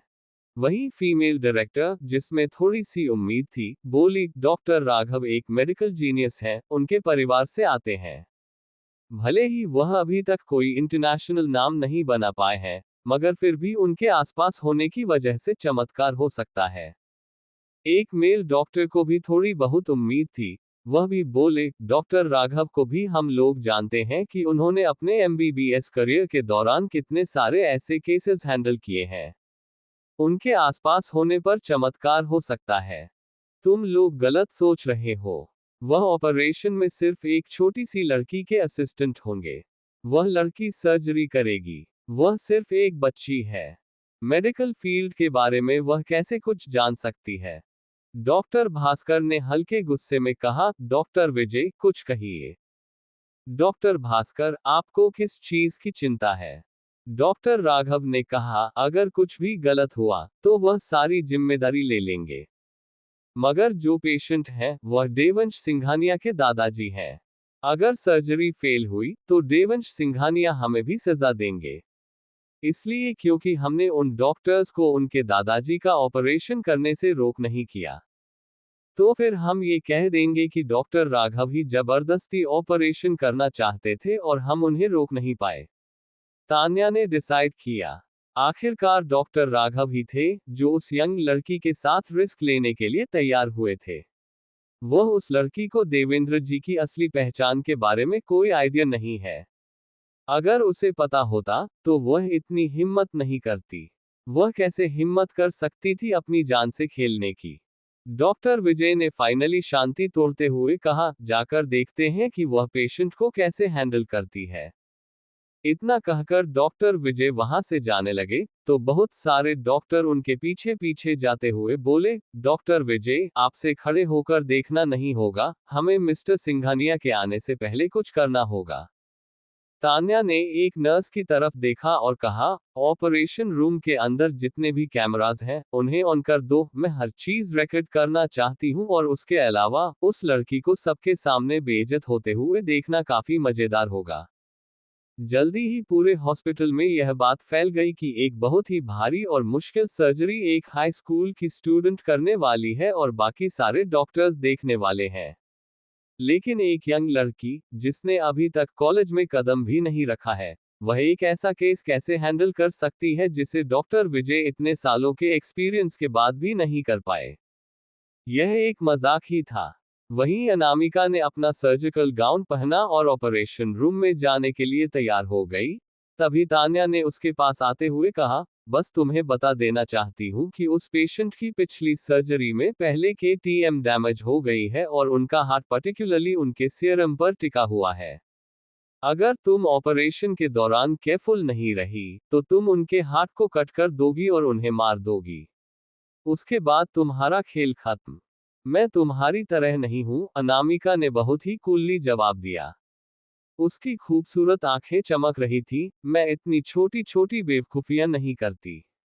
गुस्से में तान्या को पटकते हुए वह वहां से जाने लगी और अपने आप से बोली, मैं देखना चाहूंगी कि तुम कैसे पहले ही कट में मिस्टेक करोगी। वहीं दूसरी तरफ ऑब्जर्वेशन रूम डॉक्टर से भरा हुआ था और सब लोग एक यंग लड़की को सर्जरी के लिए आते हुए देखकर हैरान थे। डॉक्टर विजय, ये लड़की आई कहां से है? क्या आप सचमुच उसे यह हरकत करने देंगे?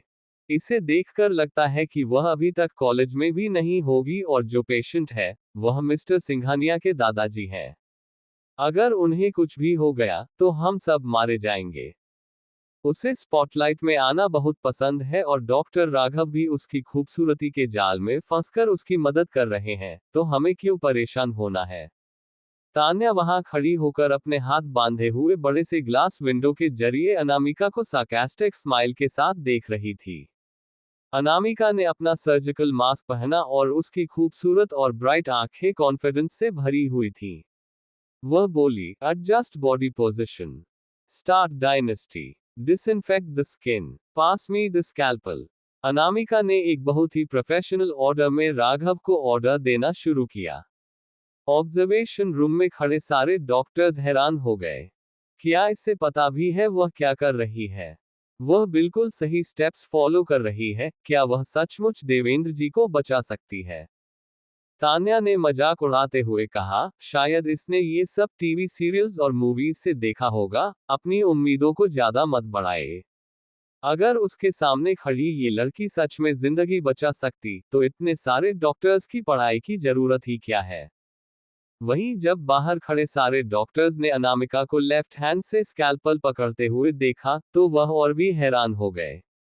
क्या हो रहा है? क्या वह लेफ्ट हैंडेड है? लेकिन left handed surgeons right handed की तरह स्टेडी नहीं होते। अगर वह एक राइट हैंडेड लड़की है और जानबूझकर अपना लेफ्ट हैंड इस्तेमाल कर रही है, तो वह पागल हो गई है। मुझे नहीं लगता कि वह इस सब बातों को सीरियसली ले रही है। शायद वह ये सर्जरी करना ही नहीं चाहती थी। डॉक्टर विजय, आप एक छोटी बच्ची की बात पर भरोसा कैसे कर सकते हैं?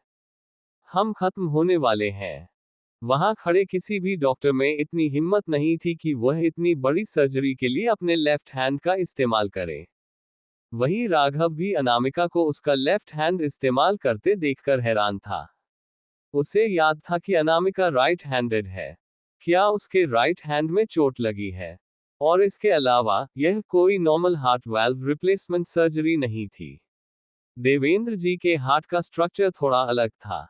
लेकिन अनामिका ने पहला सेक्शन बिना किसी हेजिटेशन के किया, जिसे देखकर सब लोग शॉक्ड थे। कोई एक्सपीरियंस्ड सर्जन भी ऐसे करने की हिम्मत नहीं करता। ये सब करते हुए एक छोटी सी लड़की इतनी शांत और कंपोज कैसे हो सकती है?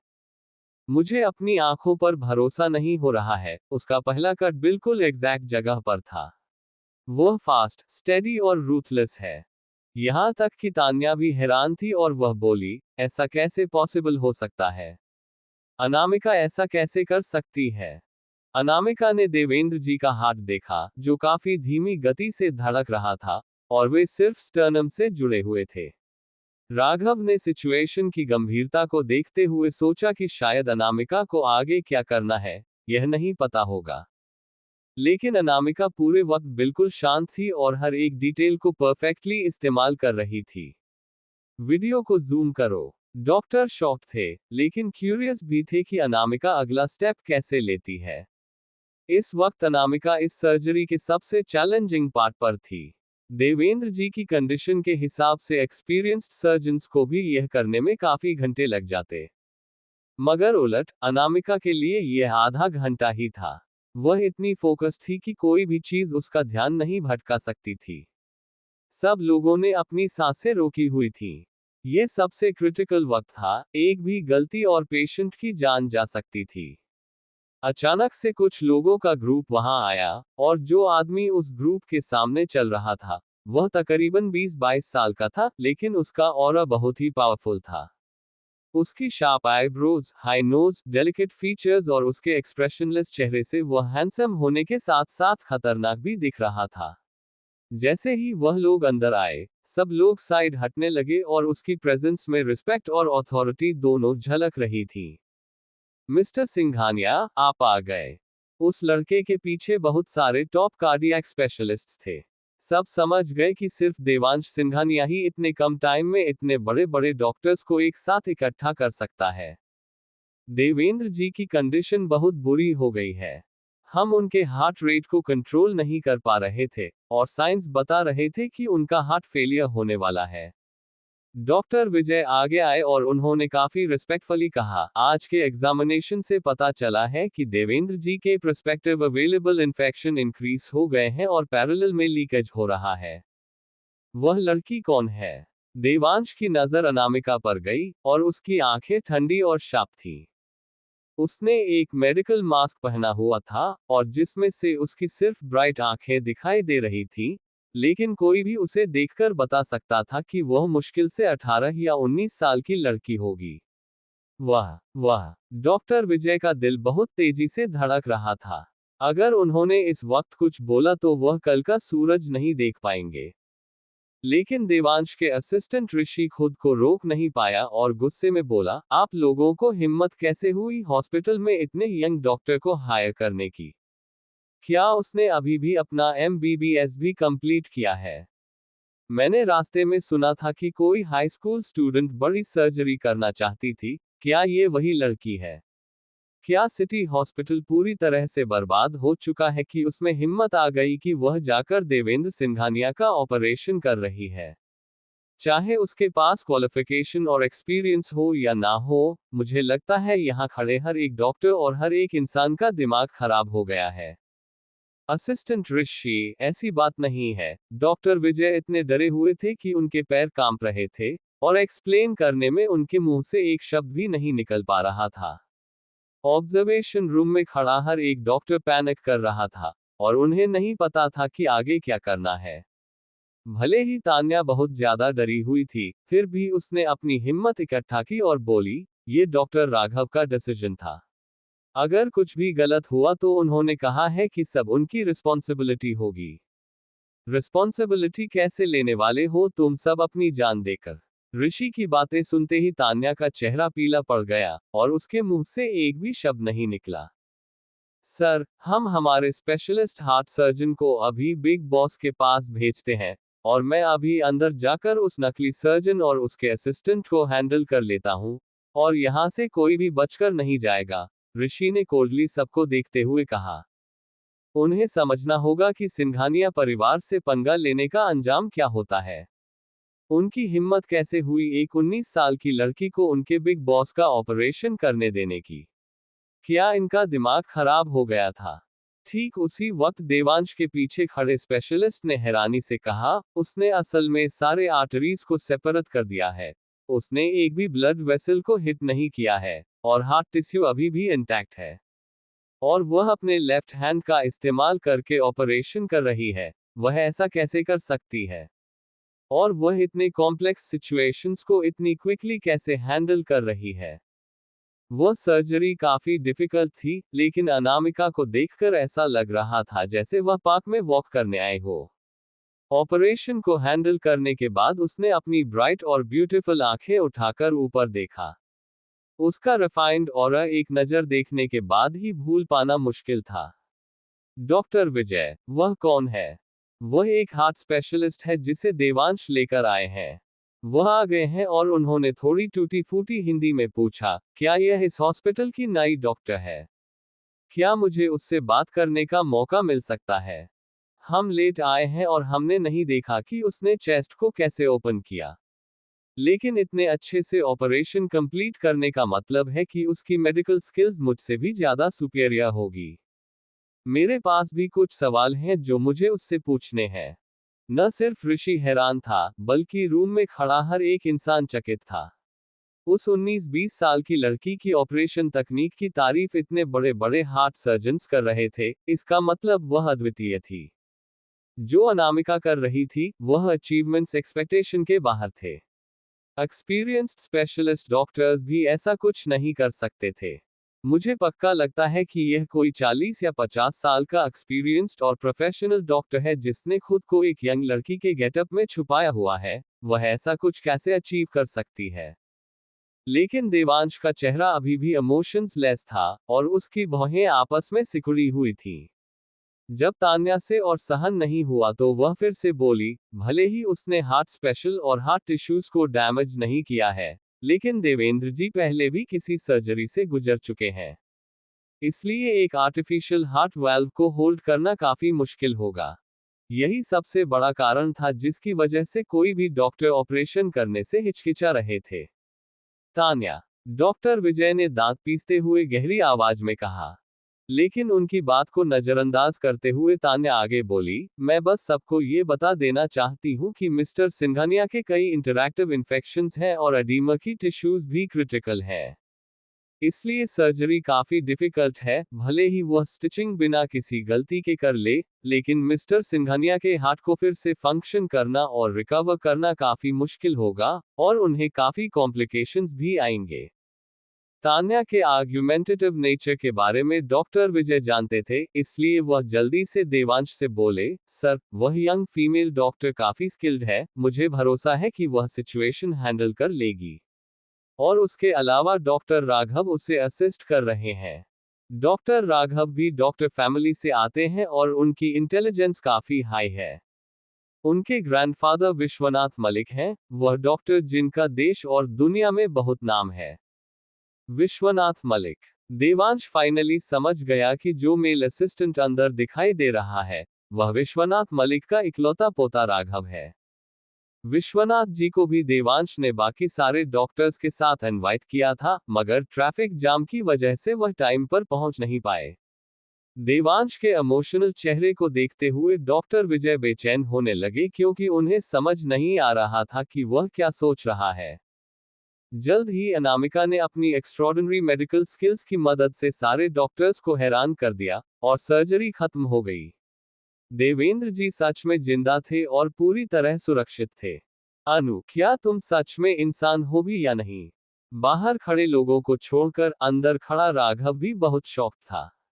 उसने जितना इमेजिन किया था, उससे भी ज्यादा अनामिका इनक्रेडिबल निकली। वह किसी भी वक्त सर्जरी को अपने हाथों में लेने के लिए, या फिर सारा दोष अपने ऊपर लेने के लिए तैयार था, लेकिन शायद उसकी कोई जरूरत ही नहीं थी। अनामिका की मेडिकल स्किल्स उससे भी बेहतर थी, इसलिए उसे चिंता करने की कोई जरूरत नहीं थी। पेशेंट को बाहर निकालो। अपने हाथ साफ करते हुए अनामिका ऑपरेशन रूम से बाहर निकली तो कई डॉक्टर्स तालियां बजा रहे थे और उसकी तारीफ कर रहे थे। ये सब देखकर तान्या ने गुस्से में अपनी मुट्ठी बांध ली थी। उसकी नाखून उसकी हथेली में धंस रहे थे, उसने उम्मीद नहीं की थी कि यह लड़की इतनी टैलेंटेड होगी। जल्दी ही देवेंद्र जी को स्ट्रेचर पर ऑपरेशन रूम से बाहर लाया गया। तुरंत कई डॉक्टर्स उनके आसपास गए, ये कंफर्म करने के लिए कि देवेंद्र जी सांस ले रहे हैं या नहीं। सब लोग यहां से हट जाए, पेशेंट को आराम की जरूरत है। जब राघव को एहसास हुआ कि ऑपरेशन लगभग 2 घंटे से चल रहा था, तो उसने समझ लिया कि अनामिका पक्का थक गई होगी। और दोपहर के 2 बजे थे, इसलिए उससे ये भी लगा कि अनामिका को भूख लगी होगी। सभी क्यूरियस डॉक्टर्स राघव का ऑर्डर सुनते ही वहां से चले गए। अब सिर्फ देवांश, उसका असिस्टेंट ऋषि, कुछ हार्ट स्पेशलिस्ट जो देवांश के साथ आए थे, डॉक्टर विजय और बाकी कुछ डॉक्टर्स बचे हुए थे जो देवेंद्र जी का ऑपरेशन करने वाले थे। मैं देवेंद्र जी को उनके रूम में लेकर जाता हूँ। राघव ने अनामिका से कहा, मैं कुछ देर में वापस आ जाऊंगा। अनामिका ने हाँ में सिर हिलाया और अपना मास्क उतारा, जिससे उसका मेस्मराइजिंग खूबसूरत चेहरा सबके सामने आ गया। फैमिली कौन है उनकी? अनामिका ने सामने देखते हुए पूछा, क्योंकि उससे और भी बातें डिस्कस करनी थी। उसके सवाल सुनते ही उससे कुछ 4-5 साल बड़ा एक लड़का उसके सामने आकर खड़ा हो गया। वह लड़का कम से कम 6 फीट का था और अनामिका से थोड़ा ज्यादा लंबा था, क्योंकि अनामिका सिर्फ 5 फुट 6 इंच की थी। अनामिका ने सामने खड़े लड़के को देखा, जो बहुत हैंडसम था और उसकी आंखें गहरे समुद्र की तरह थी। सर, बात यह है कि आपके दादाजी बहुत बीमार थे और मैंने इस यंग लेडी से प्रॉमिस किया था कि अगर यह आपके दादाजी को बचा देती है तो रिवॉर्ड कोई इश्यू नहीं होगा। जब अनामिका ने फैमिली के बारे में पूछा, तो डॉक्टर विजय तुरंत समझ गए और उन्होंने आकर जल्दी से कहा। देवांश ने अपने सामने खड़ी अनामिका को देखा, उसकी आंखों में कुछ इमोशंस दिखाई दिए और फिर उसने ऋषि की तरफ देखा, जिससे ऋषि तुरंत अपने बॉस का इशारा समझ गया और चेकबुक से एक ब्लैंक चेक निकालकर देते हुए तान्या की हंसी अनामिका ने भी नोटिस कर ली और कैजुअली एक आईब्रो उठाते हुए उसने पूछा, मिस तान्या, क्या ये टाइम नहीं है आपका प्रॉमिस पूरा करने का? तान्या जलने में और उसका मजाक उड़ाने में इतनी बिजी थी कि वह भूल ही गई थी कि उसने अनामिका से क्या शर्त लगाई थी। देवंश ठीक उसके सामने खड़ा था, इसलिए किसी भी कीमत पर वह उसके सामने तो अपने आप को बेइज्जत नहीं होने देने वाली थी। बिल्कुल ही उसने डम होने का नाटक करना जारी रखा, जैसे कुछ मालूम ही नहीं, और बोली, कौन सा प्रॉमिस? क्या मैंने कुछ कहा था? डॉक्टर तान्या, आप ऐसे कैसे कर सकती हैं? एक नर्स खुद को रोक नहीं पाए और बोली, आपने खुद कहा था कि अगर इन छोटी मैडम ने देवेंद्र जी को बचा लिया, तो आप उनके सामने घुटनों पर बैठेगी और अपनी डेप्यूटी डायरेक्टर की पोस्ट भी छोड़ देंगी। रियली, मैंने ऐसा कहा था? तान्या ने बहुत सफाई से मना करते हुए कहा, क्या कोई प्रूफ है? एक और डॉक्टर खुद को रोक नहीं पाया और बोले, आपने तो ऐसा कहा था, यहाँ खड़े खड़े इंसान ने सुना है। अगर आप घुटनों पर नहीं बैठना चाहती, तो कम से कम माफी तो मांग लीजिए आपके बुरे बिहेवियर के लिए। आफ्टर ऑल, तान्या ने अनामिका के साथ बहुत बदतमीजी की थी। मैं क्यों माफी मांगू? तान्या ने मासूम एक्सप्रेशन बनाते हुए कहा, जैसे उसे कुछ मालूम ही नहीं हो। सब लोग गुस्से में तान्या को देख रहे थे। तभी अचानक अनामिका ने अपना राइट लेग उठाया और ठीक तान्या के घुटनों पर वार किया, जिससे वह धाम की आवाज के साथ घुटनों के बल बैठ गई। किसी को नहीं पता चला कि अनामिका ने कब ये किया। सब तान्या को नीचे जमीन पर बैठे हुए देख रहे थे। तुम। तान्या अचानक गिरने की वजह से इतने दर्द में थी कि उसके होंठ कांप रहे थे और वह खड़ी भी नहीं हो पा रही थी। एक डॉक्टर होने के नाते, लोगों की जान बचाना तुम्हारी ड्यूटी है। अनामिका की आंखें बहुत ठंडी थीं। तुम्हारी स्किल से तुम्हें लोगों की जान बचाने चाहिए, न कि दूसरों की जान रिस्क में डालनी चाहिए। तुम। तान्या गुस्से में कांप रही थी और बोली, बकवास मत करो, मिस्टर सिंघानिया के सामने। मैंने कुछ नहीं किया। तुमने कुछ किया या नहीं, या फिर तुम क्या करना चाहती थी, ये सब लोग बहुत अच्छे से जानते हैं, अनामिका बोली। ठीक उसी वक्त अस्पताल के डायरेक्टर, जिन्हें अभी अभी इन सब के बारे में खबर लगी थी, वो वहां पहुंचे। मिस्टर सिंघानिया, क्या आपके दादाजी ठीक है? मैं अभी भी एक एकेडमिक कॉन्फ्रेंस में आया हूं, मैं माफी चाहता हूं। वेट, यहां पर हो क्या रहा है? और डॉक्टर तान्या, आप घुटनों के बल क्यों बैठी हुई हैं? डायरेक्टर को देखते ही तान्या ने अपने आंखों से झूठे आंसू बहाना शुरू कर दिए, लेकिन कहीं न कहीं यह आंसू उसे दर्द की वजह से भी निकल रहे थे जो उसके घुटनों में हो रहा था और वह खड़ी नहीं हो पा रही थी। अस्पताल के डायरेक्टर तान्या को बहुत मानते थे और कई डॉक्टर्स के सामने उसकी तारीफ करते थे और एक एग्जाम्पल के तौर पर दिखाते थे। जैसे ही वह अपने मगरमच्छ के आंसू से डायरेक्टर को कुछ बोलने वाली, तभी उसने डायरेक्टर की सरप्राइज आवाज सुनी, अनामिका, तुम्हें यहाँ हो? और तुम सर्जिकल गाउन में क्यों हो? तुम वह लड़की तो नहीं जिसने अभी अभी मिस्टर सिंघानिया की सर्जरी की है? क्या तुमने की? मैंने रास्ते में आते वक्त सुना कि मिस्टर सिंघानिया ठीक है। उनकी बातें सुनकर सब लोग बहुत शॉक्ड हो गए। न सिर्फ हॉस्पिटल के डायरेक्टर अनामिका को जानते थे, बल्कि उनकी बातों से लग रहा था कि वह अनामिका की मेडिकल स्किल को काफी अच्छे से जानते भी हैं। जब डायरेक्टर के सवाल का जवाब किसी ने नहीं दिया, तो वह कंफ्यूज्ड हो गए और उन्होंने पूछा, क्या हो रहा है अनामिका? क्या तुम मुझे एक्सप्लेन करोगी? डॉक्टर शर्मा, अनामिका ने उन्हें ग्रीट किया, कुछ ज्यादा नहीं, बस मैं नहीं चाहती कि डॉक्टर तान्या इस फील्ड में और रहे। डॉक्टर शर्मा ने पहले ही तान्या और फिर अनामिका की तरफ देखते हुए कहा, अनामिका, क्या इसने तुम्हें अपसेट करने के लिए कुछ किया? मैं अपसेट नहीं हूं। अनामिका का प्रेजेंस काफी स्ट्रॉन्ग था और वह बोली, ये पहली बार है जब मैंने सुना कि हार्ट फेलियर पेशेंट, जिसका पेनिक्यूलर लीक हो रहा है, उसे ठीक करने के लिए बेहोशी का इंजेक्शन और हार्ट शूटिंग मेडिसिन दिए जाते हैं। इसका मतलब उस पेशेंट की जान लेना है। अगर ऐसा तरीका इस्तेमाल किया गया, तो वह पेशेंट आधे घंटे के अंदर मर जाएगा। डॉक्टर शर्मा ने तुरंत मुड़कर तान्या की तरफ देखा। अनामिका ने एक्सप्रेशन के साथ कहा, मैं बस इतना ही कह सकती हूँ कि आपके हॉस्पिटल के डॉक्टर्स की हायरिंग स्टैंडर्ड्स अब उतने ही नहीं रह गए हैं। तान्या, तुमने पेशेंट की सर्जरी क्यों नहीं की, बल्कि इस तरह का उल्टा रास्ता क्यों अपनाया? डॉक्टर शर्मा ने तुरंत पूछा। डॉक्टर शर्मा, उस टाइम पर मिस्टर सिंघानिया की कंडीशन काफी क्रिटिकल थी। हम कुछ नहीं कर सकते थे, तान्या बोली। कुछ नहीं कर सकती थी। इसलिए तुम बेहोशी के इंजेक्शंस और हार्ट शूटिंग मेडिसिन इस्तेमाल कर रही थी। क्या तुम जानती हो कि ऐसा करने के बाद दुनिया के बेस्ट डॉक्टर्स भी उन्हें बचा नहीं पाते? तुम एक डॉक्टर हो, लेकिन तुम एक पेशेंट की जान लेने वाली थी। तुम ऐसा कैसे कर सकती हो? डॉक्टर शर्मा बोले। लेकिन तान्या उनकी बातों का कोई जवाब देती, उससे पहले ही वह डिसअपॉइंटेड होकर फिर बोले, तुम जा सकती हो। अब सिटी हॉस्पिटल में तुम्हारे लिए कोई जगह नहीं है और न ही इस इंडस्ट्री में फ्यूचर में तुम्हारे लिए कोई जगह होगी।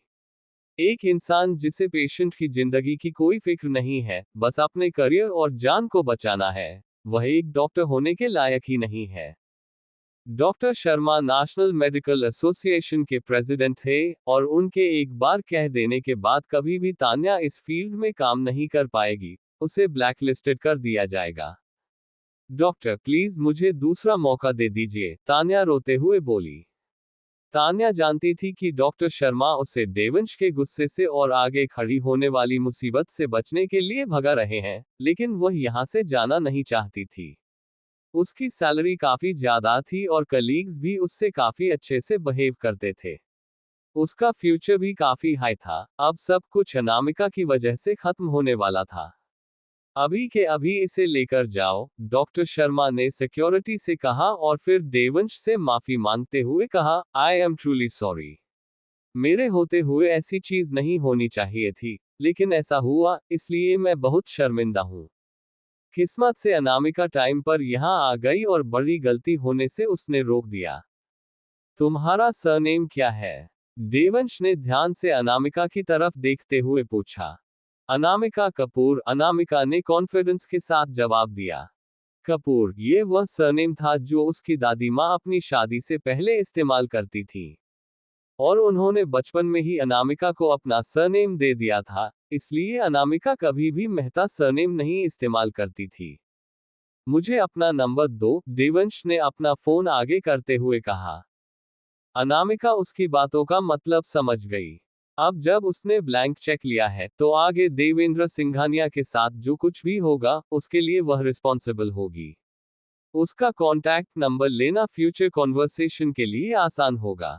अनामिका ने उसका फोन लिया और अपनी पतली उंगलियों से जल्दी एक नंबर टाइप कर दिया।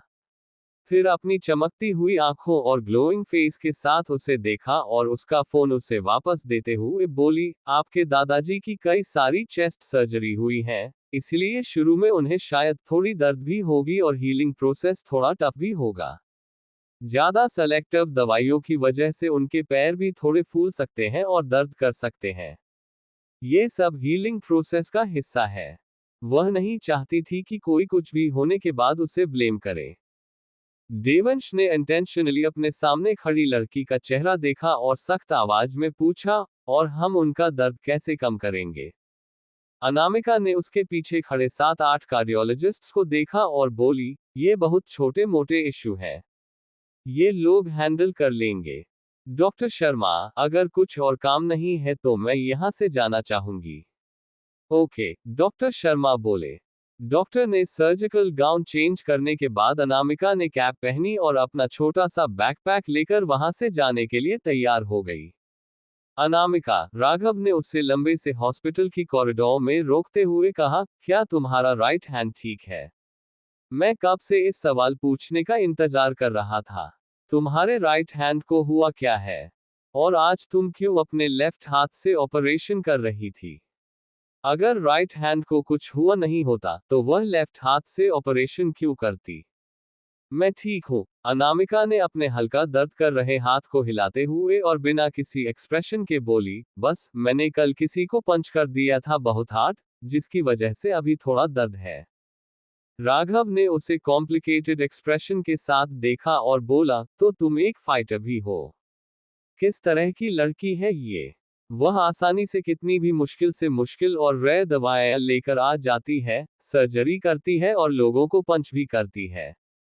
वैसे तुम अपना कौन सा हाथ यूजुअली इस्तेमाल करती हो? लेफ्ट और राइट दोनों, उसने जवाब दिया। और सर्जरी करते वक्त कौन सा इस्तेमाल करती हो? राघव जानने के लिए काफी क्यूरियस था। मैं दोनों इस्तेमाल कर सकती हूँ और दोनों करती हूँ, अनामिका बोली। क्या तुम इंसान भी हो?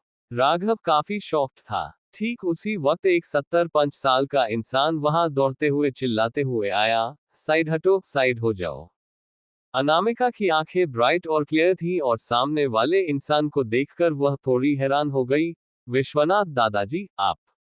अनामिका, क्या मिस्टर सिंघानिया ने तुम्हें भी उनके दादाजी की सर्जरी करने के लिए बुलाया है? क्या तुम मुझे अपना असिस्टेंट बनने का मौका दोगी? विश्वनाथ जी ने पूछा। मैंने ऑलरेडी काम खत्म कर दिया है, अनामिका बोली। क्या ऑलरेडी खत्म हो गया? विश्वनाथ जी ने पूछा।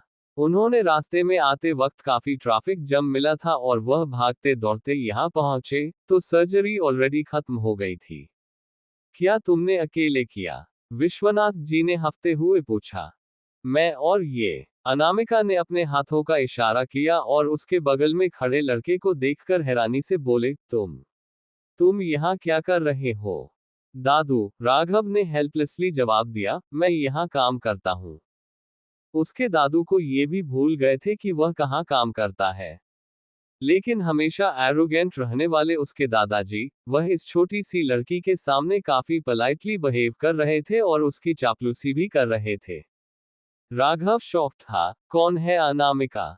उसकी रिमार्केबल मेडिकल स्किल के अलावा कौन सी ऐसी आइडेंटिटी है जो उसके दादाजी भी अनामिका से रिस्पेक्ट से बात कर रहे हैं? बच्चे, अनु का असिस्टेंट बनना तुम्हारी खुशकिस्मती थी, विश्वनाथ जी बोले। एक असिस्टेंट, उसकी खुशकिस्मती? क्या उसके दादाजी पागल हो गए हैं? माना कि अनामिका बहुत अच्छी डॉक्टर है, लेकिन वह भी तो कुछ कम नहीं है। क्या तुमने रूम नंबर 301 में अनामिका की दादी को देखा? विश्वनाथ जी ने कैजुअली पूछा। मैं उन्हें रोज देखने जाता हूँ, राघव बोला। और वह ये भी बोलना चाहता था कि मैं बिजी भी रहता हूँ। वह 24 घंटे अनामिका की दादी के आसपास नहीं रह सकता था। तुम्हें तो फिक्र ही नहीं है, क्या तुम सचमुच नहीं जानते? अनु, 1 मिनट रुको, मैं बस इसे 2 मिनट में सबक सिखाता हूँ, इतना कहकर विश्वनाथ जी ने राघव के कंधे पर पंच करते हुए कहा, क्या तुम्हें लगता है कि मैं तुम्हारे साथ ज्यादा स्ट्रिक्ट नहीं हूँ? दादू, ये हॉस्पिटल है, यहाँ पर शोर करना मना है, राघव बोला और वहां से भागने लगा। भागना बंद करो, क्या तुम्हें लगता है कि मैं तुम्हें पकड़ नहीं सकता? मैं अभी भी 2 किलोमीटर दौड़ सकता हूँ, विश्वनाथ जी बोले और राघव के पीछे भागने लगे। मिश्का ने उन दोनों को देखकर हेल्पलेसली अपना सर हिलाया और अस्पताल से बाहर चली गई। आधे घंटे बाद लग्जूरियस रोल्स रॉयस एक बड़े से विला के सामने रुकी और फिर एक हर रास्ते से होते हुए अंदर जाने लगी। एक कपल गेट पर इंतजार कर रहा था और अपने सामने से आई हुई खराब गाड़ी को देखकर उन्होंने एक दूसरे को हैरानी से देखा। हो क्या रहा है? श्रवण ओबरॉय ने सबसे पहले पूछा। उनकी गाड़ी की हालत कैसे हुई और उनकी प्यारी बेटी कहाँ है? क्या वह ठीक है? जैसे ही ड्राइवर महेश बाहर आया, उसे देखकर सीता जी भी शॉक्ड हो गई और उन्होंने बैक सीट की तरफ देखते हुए उनसे पूछा, महेश, तुम्हारा चश्मा, तुम्हारे कपड़े, क्या रास्ते में एक गाड़ी का एक्सीडेंट हो गया था? अनामिका कहाँ है? क्या वह ठीक है? वह कपल जल्दी से जाकर बैक सीट पर देखने लगे। मिस, बिल्कुल ठीक है। मैं यहाँ से जाते वक्त ही एक ट्रक से टकरा गया था, महेश ने जल्दी से एक्सप्लेन किया और रिस्पेक्टफुली दरवाजा खोलते हुए बोला, मिस, हम घर आ गए हैं। अनामिका ने अपनी आंखें उठाकर आसपास का नजारा देखा। सीता जी अपने वक्त में किसी फिल्म स्टार से भी ज्यादा खूबसूरत थी और अभी 50 की उम्र में भी उनका ऑरा उतना ही जेंटल और डिग्निफाइड था। जैसे ही उन्होंने अनामिका को देखा, उनकी आंखों में आंसू आ गए। तुम अनु हो, मेरी प्यारी गुड़िया, अनामिका गाड़ी से बाहर आई थी तभी सीता जी ने उसे गले लगा लिया, मैं फाइनली तुम्हें मिल रही हूँ। अचानक किसी के ऐसे गले लगाने से अनामिका थोड़ा अनकंफर्टेबल हो गई क्योंकि उसे ऐसी आदत नहीं थी, लेकिन उसे अच्छा भी लग रहा था। मुझे देखना तो दो, सीता जी ने ध्यान से अनामिका का चेहरा देखा। उसके सामने खड़ी मासूम सी लड़की के काफी अच्छे फीचर्स और डेलिकेट स्किन थी। उन्होंने पहले प्यार से अपनी आंखों में आंसू लेकर पूछा, कितने सालों तक मेहता परिवार के साथ कैसे रही तुम? मैं ठीक थी, अनामिका बोली। दो सिंपल शब्द सुनते ही सीता जी की आंखों से फिर से आंसू आ गए। उनकी बेटी इतने साल तक ठीक थी, यही उनके लिए काफी था। हमारी बेटी घर आ गई है, हमें खुश होना चाहिए। इस बार बोलने वाले इंसान श्रवण जी थे, जिनकी आंखें भी हल्की लाल थीं। चलो अंदर लेकर चले इसे, वह थकी हुई होगी। हाँ अनु, अंदर चलो। सीता जी ने अनामिका के हाथों से बैकपैक लिया और उसे श्रवण जी को दे दिया। श्रवण जी ने वह बैग लिया, जिस पर किसी भी बड़े ब्रांड का लोगो नहीं था, और फिर अनामिका के कपड़े देखे। उन्हें अपने दिल में काफी दर्द महसूस हुआ। उनकी बेटी 18 साल तक बाहर रही है। वह 18-19 साल की एक यंग लड़की है, लेकिन फिर भी उसने इतनी सिंपल सी कपड़े पहने हुए हैं और सिंपल सा बैग लिया है। अनु, आज से ये तुम्हारा घर है। सीता जी अनामिका को अपने साथ लेकर विला के अंदर की गार्डन में गईं।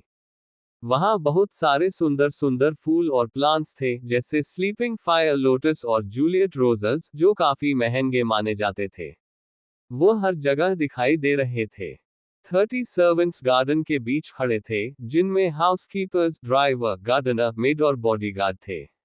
अनामिका को देखते ही उन्होंने एक साथ जोर से कहा, वेलकम होम मिस।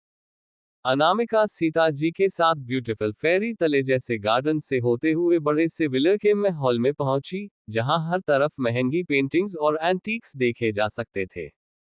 क्या उसकी फैमिली गरीब नहीं है? अनामिका की नजर एक पेंटिंग पर गई, जो कुछ समय पहले ही ऑक्शन में थी, रिटर्न ऑफ किंग्स। इस पेंटिंग की कीमत 30 करोड़ रुपए थी और यह 500 साल पहले की एक पेंटर की मास्टरपीस थी। अनामिका बता सकती थी कि यह असली और बिल्कुल ऑथेंटिक है। जब सीता जी ने देखा कि अनामिका किस तरफ देख रही है, तो उन्हें बात करने का एक टॉपिक मिल गया और उन्होंने मुस्कुराकर पूछा, अनु, क्या वह पेंटिंग तुम्हें पसंद आई? घर में इतने सारे एंटीक्स और महंगे सामान को देखकर वह हैरान हो गई थी, लेकिन उसे बस लग रहा था कि रिटर्न ऑफ किंग्स जैसी artistic painting in modern paintings के बीच में आउट ऑफ प्लेस लग रही थी। अनु, क्या तुम्हें नहीं पसंद आई? क्या मैं किसी से कहकर पेंटिंग नीचे करवा दूं? श्रवण जी जल्दी से आकर बोले और उन्होंने एक बटलर को ऑर्डर भी दे दिया। लेकिन वह बटलर थोड़ा हिचकिचा रहा था। ये पेंटिंग रिटर्न ऑफ किंग्स कहलाती है और जो एक रियल और प्रेशियस आर्ट पीस है, लेकिन उसके बॉस सचमुच ये पेंटिंग निकलवाना चाहते हैं, सिर्फ अपनी नई आई हुई बेटी की वजह से। और सबसे इम्पोर्टेंट बात, ये पेंटिंग उनके दूसरे मिस नताशा की फेवरेट थी। अनामिका ने उसे बटलर की आंखों में थोड़ा गुस्सा देखा, जो उसी के लिए था, लेकिन उसे कोई फर्क नहीं पड़ा। उसने कैजुअली अपने पेरेंट्स को सजेशन दिया, आप इस पेंटिंग को अंदर के रूम में लगा सकते हैं। अनामिका की नजर थोड़ी दूर पर एक टी रूम में थी, जहां पर सेम आर्टिस्ट के कई सारे और पेंटिंग्स लगाए गए थे और भी बहुत सारे आर्टिस्ट्स के जो फैशन और एलिगेंट स्टाइल के नेटवर्क से उसे लॉन्च को सजाया गया था। लेकिन ये सुनकर उसे बटलर को और गुस्सा आया। इस तरह की कीमती पेंटिंग बाहर लगनी चाहिए ताकि लोग इसे देखकर उनके बॉस की अमीरी का अंदाजा लगा सके और उनकी तारीफ कर सकें। लगता है यह नई आई हुई लड़की गांव की गंवार है, जिसे इस तरह की महंगी पेंटिंग की कोई वैल्यू भी नहीं है।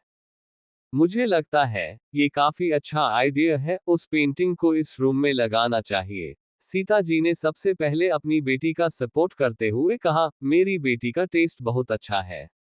आगे कहानी में क्या होगा जानने के लिए पढ़ते रहिए और कमेंट और लाइक जरूर कीजिए।